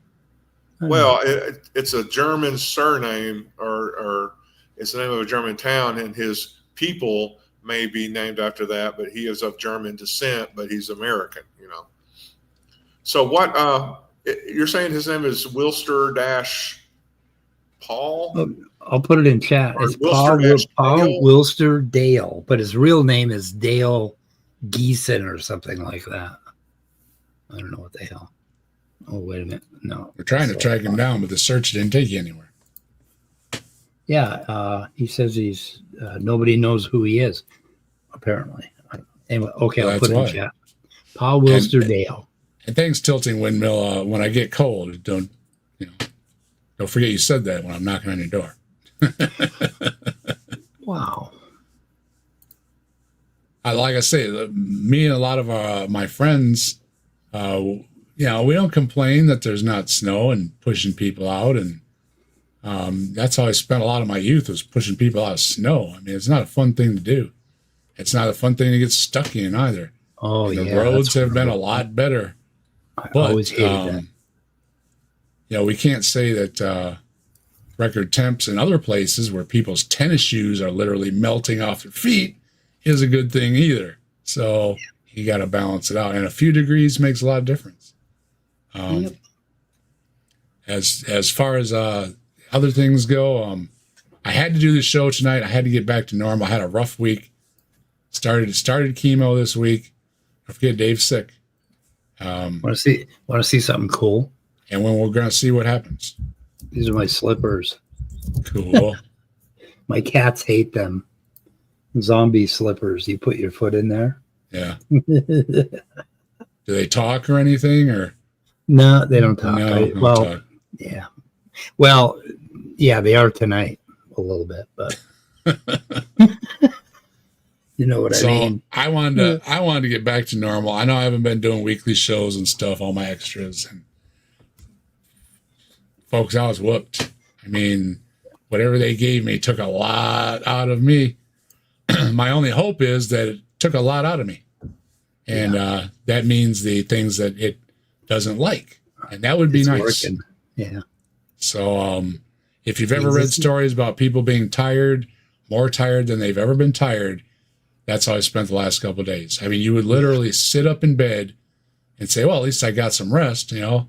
How many hours, right? Look at the clock, and your eyes would want to close. You are that tired. It's just weird, really weird. Otherwise, you know, everything I've had has been side effects. So stupid meds and everything has a side effect. You know, you make jokes about it, watching commercials on TV and stuff, but you know, it's true. I mean, to take what ails you, you have to deal with a side effect almost, right? It's just, we got to get beyond that in medicine a little bit. Hey, doctors out there, you pay attention. But otherwise, I was telling Mike earlier, the Gato is showing the age too, and so we wish all the best for the Gato too. Hardest part of having a pet is when the pets start showing their age. You know. Yeah, it is. It's kind of unspoken a lot, you know, but you and the vet kind of nod at each other and you understand. Yep. Okay. I'll see you on that day. All right. Yeah. And, you know, they do it professionally, and you give your dog a pet or your cat, and it's bye-bye, right? Part of owning them, and it's one of the hardest part, probably losing one. So my heart goes out to Mrs. Desk. It's her Gato, really. But Gato's been part of our family for a long time, better part of 20 years, so. Yeah. About time for the Gato. And otherwise, hopefully I'll be feeling good and, you know, we'll pop on during the week sometime. Mike was even concerned that I hadn't picked up my phone because I picked it up and I said, fuck Mike. Fuck Mike, yeah, I know. For like 8 hours it took you to respond to me. It's like, yeah. And like I say, please, anybody else that's called me, including my son, there were a bunch of them that left messages, and I said, screw everybody. So you weren't alone in it. There was a whole list of messages, and I said, I ain't answering any one of those because none of them are 911. Yeah. I put the phone down and went back to bed. So please understand, I was in bed. Seriously, I just couldn't keep my eyes open. Even if I sat in a chair, couldn't keep my eyes open. I just wanted to lay back down. So I'd either close my eyes in a chair or do it on a bed. And if you're laying on the bed all the time, you know, then it's not comfortable. And if you're sitting all the time, it's not comfortable. So kind of move around, walking around the house and in between. And it just got me to thinking, this really sucks. Yeah. Well, all you got to do is respond. Just respond with a couple of characters or a couple periods or whatever. And that'll be fine. I will try not to leave you hanging. I am a lousy patient. I admit it. I am sorry. Remember that you are our friend and we care about you. And, yes. When you go silent for 5 days, it's like, what the fuck? It wasn't 5 days. It was 4 days anyway. You didn't respond from Sunday until when the hell was it? Friday or something? No, Monday, Thursday. Yeah. Anyway, most of the week then. Well, I apologize. I really do. No, that's okay. Just you don't have to feel obligated. You know, well, I don't want anybody to worry that unneededly. That's selfish as well. But I do appreciate your friendship and checking on me. Goes for everybody that's been checking on me. I got a couple messages earlier. You doing all right? I said, I'm doing all right. I didn't bore them with all this stuff. You know, I said, I started chemo, but you know, it is what it is. And yeah, I've got like a lot of complaints. Shit sucked for a couple, 2-3 days straight. It really was bad. Really, really, really bad. But I keep telling myself, You know how many people got off worse than you in this world? And it brings you right back to reality. You know what I mean? You have got it so good, Dave. You got it so good, Mike. You got it so good, Scott. We've got it so good living in this, just in this country. We've got it so good. I know. So, hey, if you appreciate those kind of things, then everything's all right. Right? Hey, what you got going on this week, Scott? Anything? Now we're going to do some Rebecca stuff, right, Scott? Oh, Yep. boy. Yep. More That's Rebecca. Gonna practice my horn. I won't keep the grandkids until Thursday, so I think I have time to seek therapy and get over the stress and chaos of it. Yep. Well, since Scott has already said what he's going to be doing too, I guess we're good to go, and we'll hit the outro song, and we'll see you all guys later. And Mike, thanks for all your help offline and everything. You know, I appreciate it, buddy. Okay. See you later. Goodbye, everybody. Take care.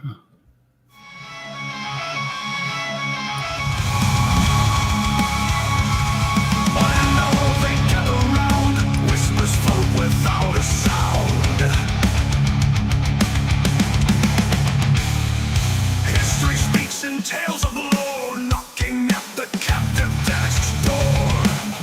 Oh, legends live within these walls, silent echoes in the halls, books and stories on the floor, knocking at the captive desk's door. Oh, captive desk, hold our dreams, where reality and no myth seems. In conversations quiet flow, the mysteries untold will know.